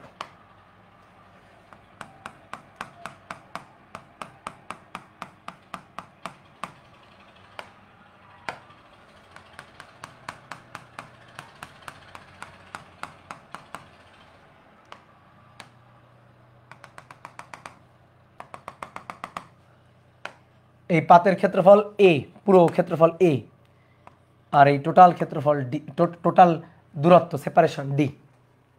বলো এইবার কি ঘটনা? এইবার দেখো আমি এই বিন্দু আর এই বিন্দুর তুল্য চাই, হ্যাঁ, এই দুই বিন্দুর তুল্য চাই, এই বিন্দু আর এই বিন্দুর তুল্য চাই। এর মধ্যে এরা কিভাবে আছে, K1 এর জন্য যে ধারকটা, এই যে K1, তার জন্য যে ধারক এইটা C1, তার নিচে আছে, তার নিচে আছে না পাশে আছে K2? বলো K1 এর নিচে না কি পাশে? নিচে আছে, তাহলে নিচে থাকলে এই যে নিচে, তাহলে K1 এর জন্য C1, K2 এর জন্য C2, পরপর এইভাবে কানেক্ট করা আছে। তারপরে দেখো এই প্রান্তের সাথে এই দুটো পাত কানেক্ট করা, তাহলে এই যে এই পাতটা এর সাথে কানেক্ট করা, তাহলে এর সাথে কানেক্ট করে দিলাম। ওকে, আবার এই পাতটুকু এই বিন্দুর সাথে কানেক্ট করা, তাহলে এই পাতটা আর এই পাতটা এই বিন্দুর সাথে কানেক্ট করা দিলাম। এবার বলো কেমন দেখতে পাচ্ছ, কেমন দেখতে পাচ্ছ? এটারে সমান্তরাল দেখতে পাচ্ছি। তাহলে সমান্তরাল তুল্য হিসাব আসো। তাহলে C1 ইকুয়াল টু সমান্তরাল C1, এই যে এটার জন্য C1, তাহলে C equal to A epsilon naught K1 divided by D. C এর জন্য সূত্র A epsilon naught K1 divided by D. C2 এর জন্য A epsilon naught K2 divided by D. আসো ডি আর এ এর ব্যবচ্ছেদ করবে এখন, ডি আর এ এর ব্যবচ্ছেদ, ডি আর এ। বলো এই K1 এর জন্য ডি কতটুকু? দেখো তুমি নিজেই দেখো, গোলাপি অংশের ডি পুরোটুকু, ডি পুরোটুকু, কিন্তু এ অর্ধেক, এ কিন্তু অর্ধেক, এ কিন্তু পুরো এ না, এ বাই টু, সবুজেরও এ বাই টু। তাহলে ডি এখানে পুরোটা, কিন্তু এ হবে অর্ধেক, তাহলে এ বাই টু। ডি এখানে পুরোটা, এ হবে অর্ধেক, এ বাই টু। এই এবার এটা কিসে আছে? প্যারালে আছে, তাহলে প্যারালে থাকলে যোগ, প্যারালে থাকলে যোগ, এটা তো আরও সহজ, এই দুটো যোগ হয়ে যাবে। তো যোগ তো দেখো মুখে মুখে করা যায়। এ এপসাইলন নট 2D কমন নিবা, এ epsilon not 2D, A epsilon not 2D common নিবা, K1 প্লাস K2 শেষ। ঠিক আছে, তাহলে এ এপসাইলন নট একবার লিখে দিলাম, 2D কমন নিয়ে K1 প্লাস K2। যদি আরও অনেকগুলো থাকে তাহলে K1 plus K2 plus K3। বলো আরও অনেকগুলো থাকলে কি হবে? বলো আরও অনেকগুলো যদি থাকে, যদি এরকম পরপর অনেকগুলো থাকে K1 K2 K3 এরকম পরপর নিচ পরপর থাকে, তাহলে কি চেঞ্জ হবে? বলো এই সূত্রে কোথায় চেঞ্জ হবে? কোথায় চেঞ্জ হবে এই সূত্রে? বলো এইখানে জাস্ট চেঞ্জ হবে, K1 plus K2 plus K3 plus K4 plus K5 এরকম চলতেই থাকবে। কি কথা বুঝছো? না বুঝো নাই, বুঝো নাই, আরও এক জায়গায় চেঞ্জ হবে, খুঁজে বের করো, আরও এক জায়গায় চেঞ্জ হবে, এইখানে আরও একটা জায়গায় চেঞ্জ হবে, শুধু K1 প্লাস ইয়েস ডি, এই যে এইখানে মানে এর চেঞ্জ হবে। তাহলে এখানে 2 আছে না, দুটো বলে 2 আছে, তাহলে দুটো বলে 2 আছে, তিনটা হলে 3 আসবে, ডি এর সামনে 3 আসবে, 4টা হলে ডি এর সামনে 4 আসবে, এই হচ্ছে কাহিনী। ঠিক আছে, তাহলে 3টা হলে A/3 হবে না, A/3 A/3 A/3, 4টা হলে A/4 A/4 A/4 A/4। তাহলে অনেকে কি করে, ধরো এটা শিখে গেছে, হ্যাঁ পরীক্ষায় আসছে 3টা, তাও তখন কি করে, আচ্ছা এটার মতো সূত্র মুখস্থ করে আসছি, বসায় দেয় K3 শেষ, কিন্তু এখানে যে 3 বসানো লাগবে সেইটা আর খেয়াল থাকে না, তখনই কিন্তু ঝামেলাটা লাগে যায়। বুঝতে পেরেছ? ওকে, তুল্য ধারকত্ব সি নির্ণয় করো। দেখো এটা খুবই সুন্দর একটা ম্যাথ। 1 2 3 4 5, হ্যাঁ 5টা হলেই হবে।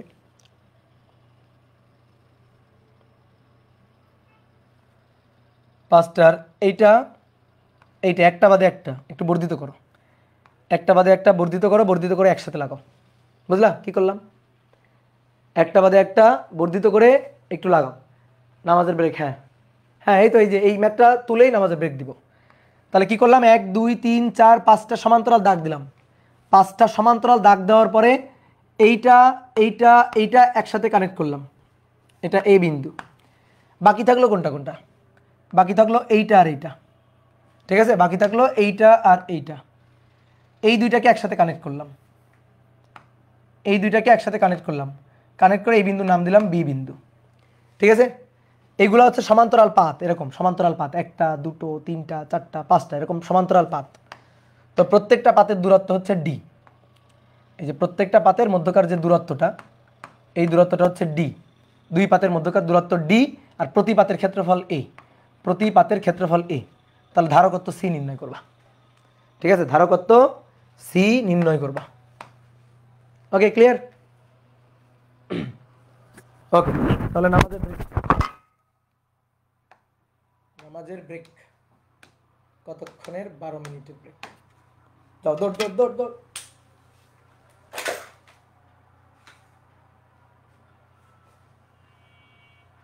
যারা থাকবা তারা এটা ট্রাই করো।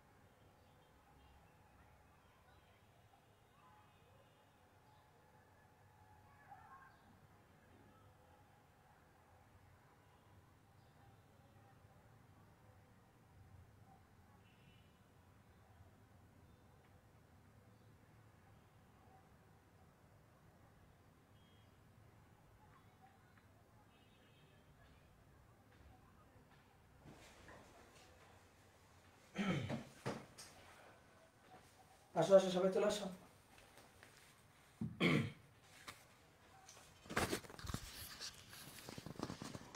ভাইয়া হাজির, হ্যাঁ ভাইয়াও হাজির, তুমিও হাজির। চলে আসছো, দ্রুত চলে আসো, দ্রুত সবাই চলে আসো। আচ্ছা, দেখো একটা ধারক আছে, ঠিক আছে, সমান্তরাল পাত ধারক। তো বলা হচ্ছে এর তুল্য ধারকত্ব বের বের করো, এ আর বি। তো তোমার দেখে মনে হচ্ছে ভাই এটা কি, এটা এর আবার কেমনে ধারকত্ব বের করে। তো দেখো তোমার আঁকা লাগবে না চিত্র, তোমাকে ফিল করার জন্য আমি একটু জাস্ট ধারণা দিচ্ছি। এইগুলো হচ্ছে সমান্তরাল এক একটা পাত, এগুলা সমান্তরাল এক একটা পাত। এই দুটো পাত মিলে একটা ধারক, এই দুটো পাত মিলে একটা ধারক, এই দুটো পাত মিলে একটা ধারক, এই দুটো পাত মিলে একটা ধারক। তাহলে এখানে টোটাল আছে চারটা ধারক। টোটাল ধারক আছে কয়টা? চারটা।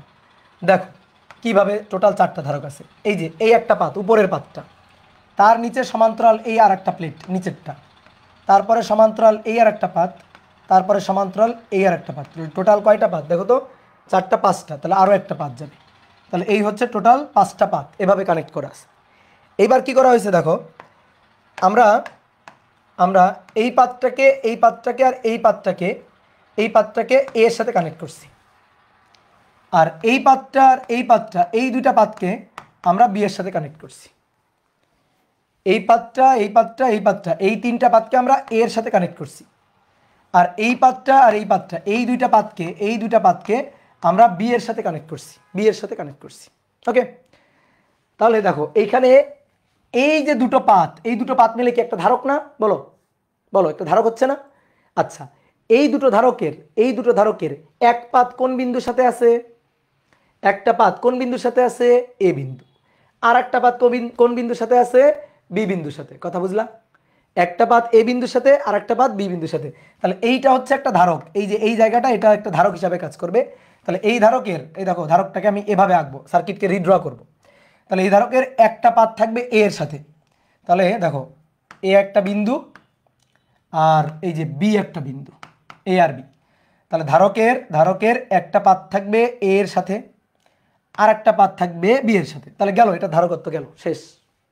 ওকে, এইবার আসো এই ধারকটা দেখো, এইটার দিকে থাকো, বলো এর একটা পাত কার সাথে? একটা পাত বি এর সাথে, আর একটা পাত এ এর সাথে। ঠিক আছে, একটা পাত এ এর সাথে আর একটা পাত বি এর সাথে। তাহলে আরো একটা ধারক যার একটা পাত এ এর সাথে এবং আর একটা পাত বি এর সাথে। কি কথা বুঝছো? বি এর সাথে তো নাই, বি এর সাথে আছে তো, এই যে এই যে বি এর সাথে এটা আছে না? কি ক্লিয়ার? এইবার আসো এই পাত, এই ধারকটাকে দেখো, বলো তুমি এই ধারকটা কার সাথে কার সাথে আছে? দুইটা পাত। এই ধারকের এই পাতটা কার সাথে কানেক্ট? এ এর সাথে কানেক্ট। আর এই পাতটা কার সাথে কানেক্ট? বি এর সাথে কানেক্ট। তাহলে আরো একটা ধারক, আরো একটা ধারক যার একটা পাত বি এর সাথে কানেক্ট আর একটা পাত এ এর সাথে কানেক্ট। কি বুঝলা? আরো একটা ধারক আছে, এই একটা ধারক যার এই পাতটা বি এর সাথে কানেক্ট, এই পাতটা এ এর সাথে কানেক্ট। তাহলে আরো একটা ধারক, আরো একটা ধারক যার একটা পাত এ এর সাথে কানেক্ট আর একটা পাত বি এর সাথে কানেক্ট। কি বুঝলা? এবার বলো কয়টা ধারক? চারটা ধারক। কিসে আছে? প্যারালালি কানেক্ট করা আছে। চারটা ধারক কিসে কানেক্ট করা আছে? প্যারালাল ভাবে কানেক্ট করা আছে। রবিন আলী বলছে বুঝি নাই। কেন বুঝবা না? দেখো কেন বুঝবা না, তুমি দেখো তো, এই একটা ধারক, এই একটা ধারক, এই একটা ধারক, এই একটা ধারক, ধারকের দুটো পাত। তুমি দুটো পাতের দিকে তাকাও না, দুটো পাত কার কার সাথে কানেক্ট আছে? তুমি দেখো তো, এই ধারকের একটা পাত এর সাথে কানেক্ট আর একটা পাত বি এর সাথে কানেক্ট। এই ধারকের দুটো পাত, এই একটা পাত আর এই একটা পাত, এই যে দুটো পাত, এই একটা পাত আর এই একটা পাত, এই পাতটা বি এর সাথে কানেক্ট, এই পাতটা এর সাথে কানেক্ট। এই যে ধারকটা, এই ধারকের একটা পাত এর সাথে কানেক্ট আর একটা পাত বি এর সাথে কানেক্ট। এই ধারকের একটা পাত বি এর সাথে কানেক্ট আর একটা পাত এর সাথে কানেক্ট। তাই না? খুবই ট্রিকি। ঠিক আছে, খুবই ট্রিকি একটা জিনিস। তাহলে এখানে চারটা ধারক, এই চারটা ধারকের এক পাত এর সাথে এক পাত বি এর সাথে। তাহলে এরা কিভাবে আছে? এরা পরস্পরের সাথে সমান্তরাল আছে। তো সেইটাই আমি আঁকলাম। তো তোমাদের এই চিত্র আঁকা লাগবে না, এই চিত্র আঁকা লাগবে না, এই চিত্র বোঝানোর জন্য আঁকছি, ধারণা দেওয়ার জন্য আঁকছি। তুমি কি করবা? তুমি এইটা দেখে ওইটা এঁকে ফেলবা। ঠিক আছে, এটা দেখে ওইটা এঁকে ফেলবা। কিভাবে? এই পাত কার সাথে? এ এর সাথে। এই পাত কার সাথে? বি এর সাথে। ওকে, তাহলে একটা ধারকের এক পাত এ এর সাথে এক পাত বি এর সাথে এঁকে ফেলবা। ঠিক আছে, একটা ধারকের এই যে এক পাত এ এর সাথে এক পাত বি এর সাথে এঁকে ফেলবা, শেষ। তারপরে আসো এই ধারকের এক পাত বি এর সাথে এক পাত এ এর সাথে। তাহলে আবার একটা ধারক যার এক পাত এ এর সাথে আর এক পাত বি এর সাথে। তারপরে এই ধারকের এক পাত এ এর সাথে এক পাত বি এর সাথে, এই ধারকের এক পাত এ এর সাথে এক পাত বি এর সাথে এঁকে ফেলবা। এঁকে ফেললেই শেষ, ম্যাথ শেষ। এইবার আসো, দেখো বোর্ডে দেখো, দেখো এই যে ধারক বলা হচ্ছিল প্রত্যেকটা এক পাত থেকে আরেক পাতের যে দূরত্বটা, প্রত্যেকটা সেপারেশনের দূরত্বটা হচ্ছে ডি। ঠিক আছে, প্রত্যেকটা সেপারেশনের দূরত্ব আর পাতগুলোর ক্ষেত্রফল এ। তাহলে প্রত্যেকটা ধারকত্বের মান একই না বলো তো? প্রত্যেকটা ধারকত্বের মান একই না? তাহলে যে কোনো একটা ধারকের ধারকত্ব বের করি, একটা সি। তাহলে A epsilon not divided by D. এর জায়গায় এ, এই পাতের ক্ষেত্রফল এ, সব পাতের ক্ষেত্রফল সেম, আর মধ্যবর্তী দূরত্ব সব জায়গায় ডি, সব জায়গায় ডি। তাহলে এরকম চারটা ধারক, তাহলে প্রত্যেকটার মান হচ্ছে সি। চারটা ধারক, প্রত্যেকটার মান হচ্ছে সি। তাহলে সি সি সি সি, তাহলে সমান্তরালে আছে, তাহলে তুল্য সিপি হবে 4c। তাহলে 4c A epsilon not divided by D. ঠিক আছে, A epsilon not divided by D. কি ক্লিয়ার? তাহলে এই হচ্ছে সূত্র। যদি মাঝখানে কোনো ডাইইলেকট্রিক পদার্থ থাকে, ধরো কে ডাইইলেকট্রিক পদার্থ আছে মাঝখানে, কে ডাইইলেকট্রিক পদার্থ আছে, তাহলে তখন A epsilon not K divided by D. কি বলো, পারবা কিনা? এবার যদি তোমাকে মান টান বলে দেয়, এখানে যদি এ এর মান, ডি এর মান, কে এর মান বলে দেয়, মান বসাই দিলেই কাজ শেষ। মান বসাই দিলেই কাজ শেষ। খুবই সুন্দর। ঠিক আছে, এটা মনে করো যদি তোমার জানা থাকে, ধরো পরীক্ষা এসে গেছে, কমন পড়ে গেছে, কি যে শান্তি লাগবে তোমার। অনেকে মনে করো এটা দেখে ভয় পেয়ে কোশ্চেন ছাড়িয়ে দিয়ে চলে আসবে, বাট খুবই সহজ জিনিস, তো জাস্ট কনসেপচুয়াল একটা ব্যাপার। ওকে, একটি সমান্তরাল পাতধারকের, একটি সমান্তরাল পাতধারকের পাতদ্বয়ের মধ্যবর্তী দূরত্ব, পাতদ্বয়ের মধ্যবর্তী দূরত্ব অর্ধেক ও ক্ষেত্রফল দ্বিগুণ করলে ধারকত্ব কত গুণ হবে? ধারকত্ব কত গুণ হবে বলো, উত্তর বলো তাড়াতাড়ি উত্তর। ঠিক আছে, 4 গুণ না? C equal to A epsilon not K divided by D. তো কি বলছে, ডি কে আমরা অর্ধেক করব, পাতদ্বয়ের মধ্যকার দূরত্বকে অর্ধেক করব, তাহলে ডি বাই 2। ক্ষেত্রফলকে আমরা দ্বিগুণ করব। ঠিক আছে, তাহলে A epsilon not K divided by D, তাহলে ডি বাই 2, ক্ষেত্রফলকে আমরা দ্বিগুণ করব 2a, ক্ষেত্রফলকে আমরা দ্বিগুণ করব 2a, তাহলে 2 উপরে চলে গেল, তাহলে 4 A epsilon not K divided by D. তাহলে A epsilon not K divided by D, এইটা হচ্ছে সি, এই যে সি আগেরটা, এটা C1, এটা C2, তাহলে 4C1, তাহলে কয় গুণ হবে? 4 গুণ। এই টাইপের ম্যাথ বেশি আসে, তুমি কোশ্চেন ব্যাংক খুললে দেখবা এই টাইপের ম্যাথ দিয়ে ভরে গেছে। কোশ্চেন ব্যাংক খুলে দেখবা এই টাইপের ম্যাথ দিয়েই ভরা। বুঝলা? সহজ, ধারকত্বের কনসেপ্ট খুবই সহজ।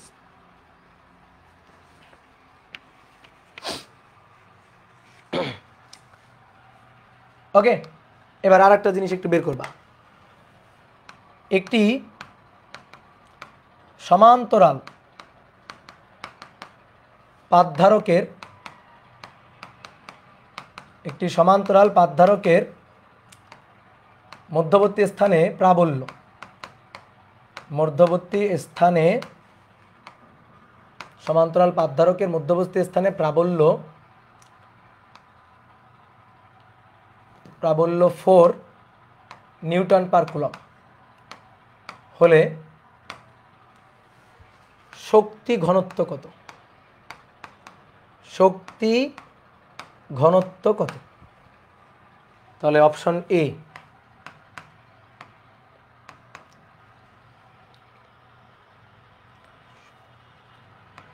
8 epsilon naught, option B 4 epsilon naught, option C 2 epsilon naught, option D 16 epsilon naught. শক্তি ঘনত্ব। ভাই এত প্রশ্ন মনে রাখেন কেমনে? ওই তো পড়াও, তুমি কয়েক বছর পড়াও, 7-8 বছর পড়াও, অফলাইনে পড়াও, দেখবা সব মনে থাকবে। একটা সমান্তরাল পাতধারকের মধ্যবর্তী স্থানে প্রাবল্য হচ্ছে 4 নিউটন পার কুলম, তাহলে শক্তি ঘনত্ব কত হবে? আসো আগে শক্তি ঘনত্ব বুঝাই তোমার। তুমি শক্তি ঘনত্ব বুঝো না, আগে তোমার শক্তি ঘনত্বটা বুঝো। ধারকের শক্তি ঘনত্ব, এই যে সমান্তরাল পাত, এই একটা, আর এই হচ্ছে আর একটা পাত, দুটো পাত পাশাপাশি রাখা আছে। আচ্ছা বলো, দুটো পাতের মধ্যে এই যে জায়গাটা, এই জায়গাটা কেমন জায়গা? একটা ঘনক আকৃতির জায়গা না? এই যে জায়গাটা, এই জায়গাটা ঘনক আকৃতির জায়গা না? ওকে, পাতের ক্ষেত্রফল কত? এই পাতের ক্ষেত্রফল কত? এ। আর এই মধ্যকার দূরত্ব এই পাত থেকে এই পাত পর্যন্ত, এই দূরত্বটা কত? ডি। তাহলে আমাকে বলো তো এই ঘনকের এই জায়গাটার আয়তন কত? ভেতরের এই জায়গাটার আয়তন কত? বলো, এই জায়গাটার আয়তনটা আমার বুঝাও। তাহলে আয়তন হবে পাতের ক্ষেত্রফল এ আর মধ্যবর্তী সেপারেশন হচ্ছে ডি। তাহলে এই জায়গাটুকুর, এই ঘনক জায়গাটুকুর আয়তন ক্ষেত্রফল গুণ উচ্চতা বা ক্ষেত্রফল গুণ পুরুত্ব। তাহলে আয়তন হবে, আয়তন ভি, এইটা হবে হচ্ছে এ ইন্টু ডি। ওকে, ক্লিয়ার? তাহলে এইবার কেউ লিখবে না। শোনো, শক্তি ঘনত্ব কি জানো? এই যে ধারকের যে সঞ্চিত শক্তি U equal to half CV square, U equal to half CV square, সঞ্চিত শক্তি। এই সঞ্চিত শক্তি এই জায়গাটাতে জমা থাকে। ধারকের এই যে দুটো সমান্তরাল পাত, এই দুটো সমান্তরাল পাতের মাঝখানে শক্তিটা জমা থাকে।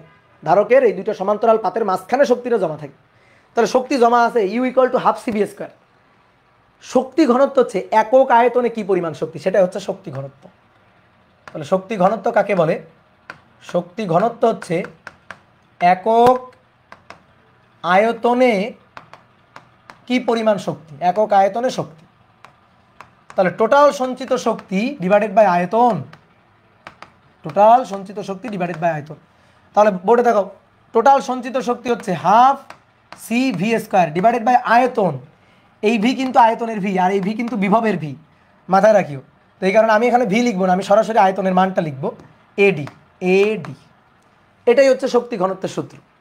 এবার এটাকে ভাঙবো একটু, ভেঙে একটা খুবই চমৎকার সূত্র আমরা পাবো।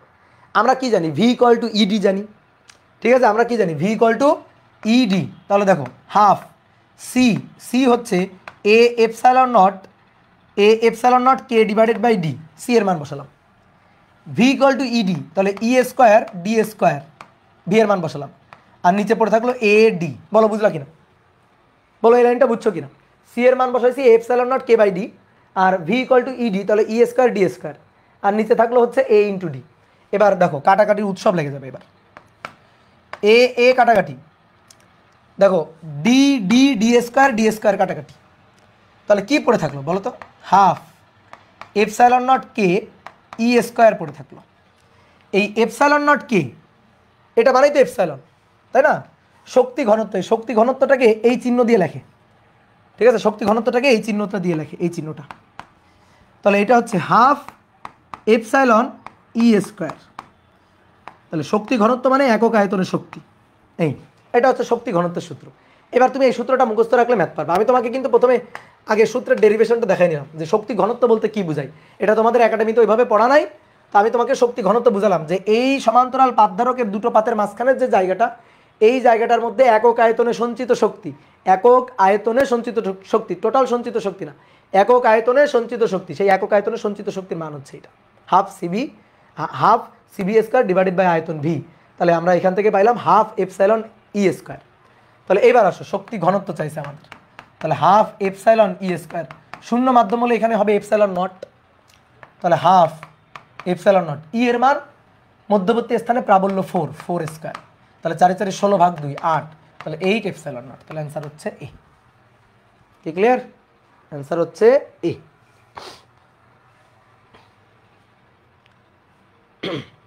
বলো বুঝলা কিনা? বুঝছো? ওকে, ক্লিয়ার। দেখো 9 নম্বর, 9 নম্বর বলা হচ্ছে ধারকত্বের মান বের করো। ধারকত্বের মান বের করো। একটা সমান্তরাল পাত ধারক, এই যে দুটো পাত, এই দুটো পাতের মধ্যকার দূরত্ব ডি, এটা হচ্ছে 5 মিলিমিটার। দুটো পাতের মধ্যকার দূরত্ব হচ্ছে ডি, ডি হচ্ছে 5 মিলিমিটার। আর মাঝখানের এই যে জায়গাটা, মাঝখানের এই যে জায়গাটা, এই জায়গাটা হচ্ছে 3 মিলিমিটার। এই জায়গাটা 3 মিলিমিটার, 3 না 2 মিলিমিটার দিলাম। এইটুকু হচ্ছে 2 মিলিমিটার। এটা কে এর মান 5, আর ক্ষেত্রফল এ, এ হচ্ছে 2 × 10⁻⁻6 মিটার স্কোয়ার। পাতের ক্ষেত্রফল, দুই পাতের ক্ষেত্রফল। ধারকত্বের মানটা বের করতে হবে। ওকে, তাহলে দেখো দুটো পাত, এই দুটো পাতের মাঝখানে একটা পরাবৈদ্যুতিক মাধ্যম বসানো আছে, কিন্তু যে পরাবৈদ্যুতিক মাধ্যমটা বসানো আছে তার যে থিকনেসটা, তার যে পুরুত্বটা, সেই পুরুত্বটা হচ্ছে 2 মিলিমিটার। পুরোটা জুড়ে নেই, পুরো 5 মিলিমিটার দূরত্ব জুড়ে নেই। 5 মিলিমিটার দুই পাতের মধ্যকার দূরত্ব গিভেন, তাহলে পুরো 5 মিলিমিটার জুড়ে নেই। যদি পুরো 5 মিলিমিটার জুড়ে কে থাকতো, পুরো 5 মিলিমিটার জুড়ে, তাহলে সি ইকুয়াল টু আমরা ডাইরেক্ট লিখে দিতাম A epsilon not K by D লিখে দিতাম, কিন্তু পুরো 5 মিলিমিটার জুড়ে নেই। তাহলে যদি এরকম থাকে তাহলে কি হবে জানো? তাহলে একটা সূত্র আছে, দেখো আগে শোনো, আমার কথা শুনবা, পরে লিখবা। এই যে পরাবৈদ্যুতিক মাধ্যমটা রাখা আছে, যার থিকনেস পুরুত্ব, এই পুরুত্ব থিকনেস টি দিয়ে লিখলাম, তাহলে টি এর মান কত? 2 মিলিমিটার, আর ডি এর মান কত? 5 মিলিমিটার। তাহলে এর ধারকত্ব বের করা যাবে এই সূত্র দিয়ে, সি ইকুয়াল টু, একটা সূত্র আছে যেটা আমরা অনার্সে পড়ছি, ঠিক আছে, যেটা আমাদের মনে করো যে রুয়েটে যখন আমরা পড়াশোনা করছি তখন আমরা পড়ছি যে A epsilon not divided by D. দেখো এইটুকু মেইন জিনিস থাকেই, A epsilon not divided by D, তারপরে এখানে হবে D minus T into 1 minus 1 divided by K. এটা হচ্ছে সূত্র, যে epsilon naught D minus T into 1 minus 1 divided by K. তাহলে এর পরিচয় তো জানো, এপসাইলন নটের পরিচয় জানো, ডি এর পরিচয় জানো, টি এর পরিচয় জানো, কে এর পরিচয় তুমি জানো। তাহলে এই সূত্র দিয়ে আমরা এর ধারকত্বটা বের করতে পারি, এই সূত্রটা দিয়ে আমরা এর ধারকত্বটা বের করতে পারি, বুঝলা? বের করতে পারি, বাট আমরা করবো না, এই সূত্র আমরা মনে রাখবো না, ঠিক আছে? এই সূত্র আমরা মনে রাখবো না। এই সূত্র দিয়ে আমরা এফআরবিতে পড়াইছিল এটা, হ্যাঁ, এই সূত্র দিয়ে আমরা মনে রাখতে পারি, বাট এইটা আমরা করবো না। যদি এরকম কিছু কখনো দেয় তখন আমরা একটু চালাকি করব, ঠিক আছে? আমরা একটু চালাকি করব, বুদ্ধির বাতি জ্বালাই ফেলবো। তাহলে কি চালাকি? চালাকিটা হচ্ছে এই যে পরাবৈদ্যুতিক মাধ্যমটা আছে, এই মাধ্যমটাকে এক পাশে সরাই দেব। তাহলে চালাকি দেখো, কি চালাকিটা করতেছি, এই পরাবৈদ্যুতিক ওই অংশটুকুকে যে কোনো একটা পাশে চাপাই দাও, যে কোনো এক পাশে চাপাই দাও। তো তুমি মনে করো এই পাশে চাপাই দিলা, এই যে এটা, এই পরাবৈদ্যুতিক অংশটাকে এই পাশে এক পাশে চাপাই দিবা, চাপাই দিলে বাদ বাকি অংশটা ফাঁকা। তাহলে এইবার দেখো তো তোমারে আমি এইটা করাইছিলাম কিনা, দেখো এইটা করাইছি কিনা, এটা তুমি বোঝো কিনা বলো, বোঝো? এটা বোঝো? হ্যাঁ, এইটা যদি বোঝো তাহলে বুদ্ধিমানের জন্য ইশারাই যথেষ্ট, ঠিক আছে? বুদ্ধিমানের জন্য ইশারাই যথেষ্ট, বুঝে গেছো? বলো বুঝে গেছো কিনা? ঠিক আছে, ওকে। তাহলে এই দূরত্বটুকু হবে 2 মিলিমিটার, আর বাকি এই দূরত্বটুকু 5 থেকে 2 বাদ দাও, তাহলে বাকি এই দূরত্বটুকু হবে 3 মিলিমিটার। তাহলে এখানে কে এর মান, K1 এর মান হবে 5, এখানে বাতাস শূন্য মাধ্যম, তাহলে K2 এর মান হবে 2, সরি 1, ঠিক আছে? আর এর মান তো গিভেন, কি ক্লিয়ার? তাহলে এইবার আমরা এখানে এইটার জন্য ধারকত্ব বের করব C1, এটার জন্য ধারকত্ব বের করব C2। তাহলে দুইটা ধারক পরস্পরের সাথে কিভাবে লাগানো আছে? শ্রেণীতে যুক্ত করা আছে। তাহলে শ্রেণীতে তুল্য ধারকত্ব CS, এইটা আমাদের বের করতে হবে শ্রেণীতে, ওকে? তাহলে C1 এর মান বের করবা, C2 এর মান বের করবা, দেন CS বের করবা, কি ক্লিয়ার? তবে এরকম জিনিস ধরো যে MCQতে আসবে না, কারণ MCQতে আসলে ক্যালকুলেটর লাগবে হিসাব নিকাশ করতে, ঠিক আছে? তো এরকম জিনিস ক্যালকুলেটারে হিসাব নিকাশ ছাড়া সম্ভব না। তোমার মনে করো এরকম দিতে পারে, তো যখন দিবে তখন কি করবে, এই এর আর মান বলবে না, এর মান বলবে A, তারপরে এইটা বলবে D1, এটা বলবে D2, তখন এরকম যদি বলে দেয় তখন সেই ক্ষেত্রে তুমি হিসাব নিকাশ করতে পারবা। তো যে হিসাব নিকাশটা তো আমি অলরেডি তোমাদের শিখাইছি, কি ক্লিয়ার? তাহলে C1 এর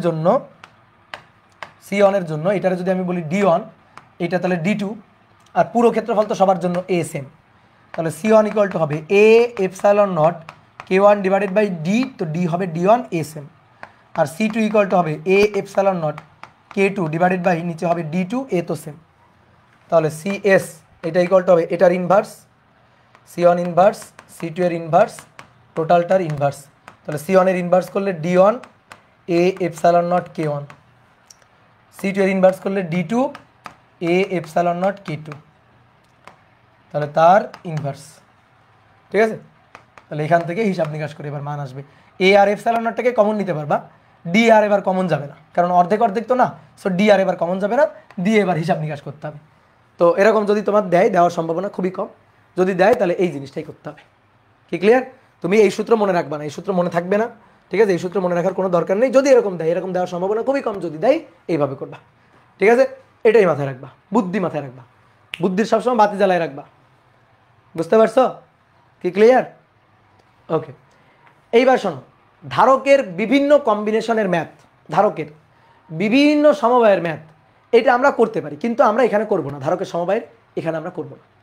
কেন? ওই যে তুল্য ধারকত্ব বের করো, ধরো শ্রেণীতে, সমান্তরালে, মিশ্র সমবায়, বিভিন্ন ক্ষেত্র আমি তোমাকে দিয়ে এখানে ম্যাথ করাইতে পারি, কিন্তু আমি এখানে করাবো না। বলো তো কেন করাবো না? ধারকের সমবায় এখানে কেন করাবো না বলো দেখি, কে বলতে পারে?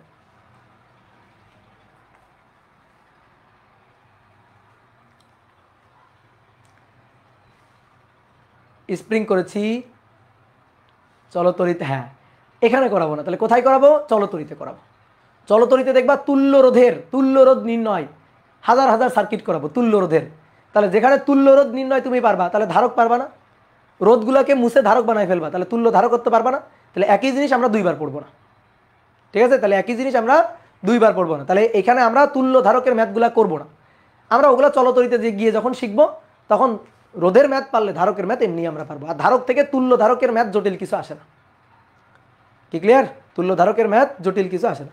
হ্যাঁ, চলতরিত আমি নিব, তাহলে এরপরে তো চলতরিত শুরু। তো তোমাদের নিয়ম রক্ষার জন্য যেহেতু 9 নম্বর হয়েছে, আর 10 নম্বর একটা ম্যাথ করাই দিই। তুল্য ধারকত্ব নির্ণয় করো, তুল্য ধারকত্ব নির্ণয় করো।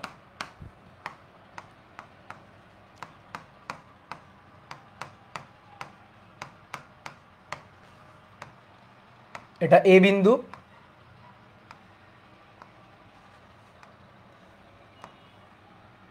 আর এটা বি বিন্দু। এই প্রত্যেকটা ধারকের মান সি, প্রত্যেকটা ধারক সি, আর সি ইকুয়াল টু 4 মাইক্রোফ্যারাড।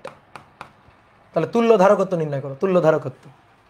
বলো কিসে আছে? সমান্তরাল, এই যে এইটা এইটা এইটা এইটা দেখো পাশাপাশি পাশাপাশি পাশাপাশি লাগানো আছে, তাহলে কি সমান্তরাল?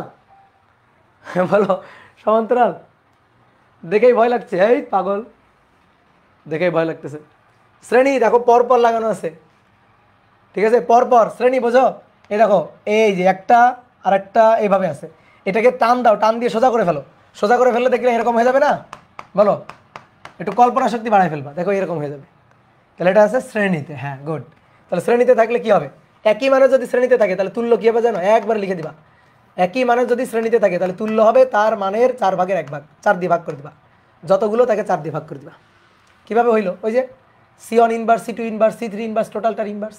তো প্রত্যেকটার মানই তো সি, তাহলে 1/c 1/c 1/c 1/c, তাহলে 4/c তার ইনভার্স, তাহলে c/4।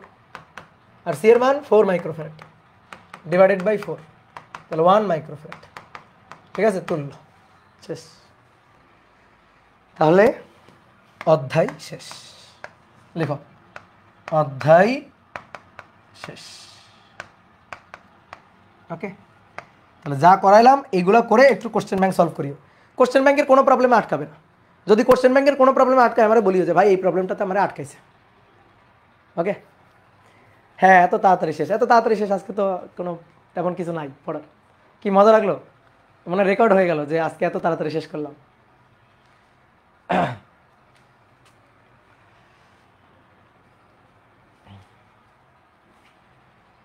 আজকে রয়্যাল টিচারের ক্লাস আছে, কম্পিটিশনে দিতে থাকতে আমাকে ভাত খাই, কি লিখছে এগুলা?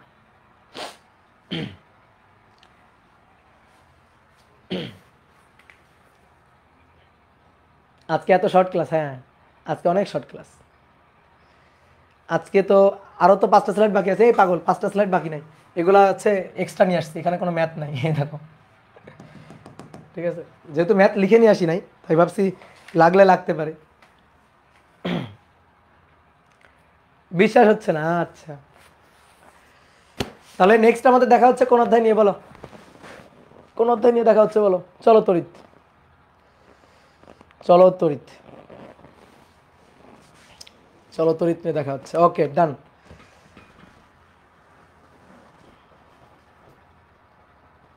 তাহলে ছুটি, টাটা টাটা।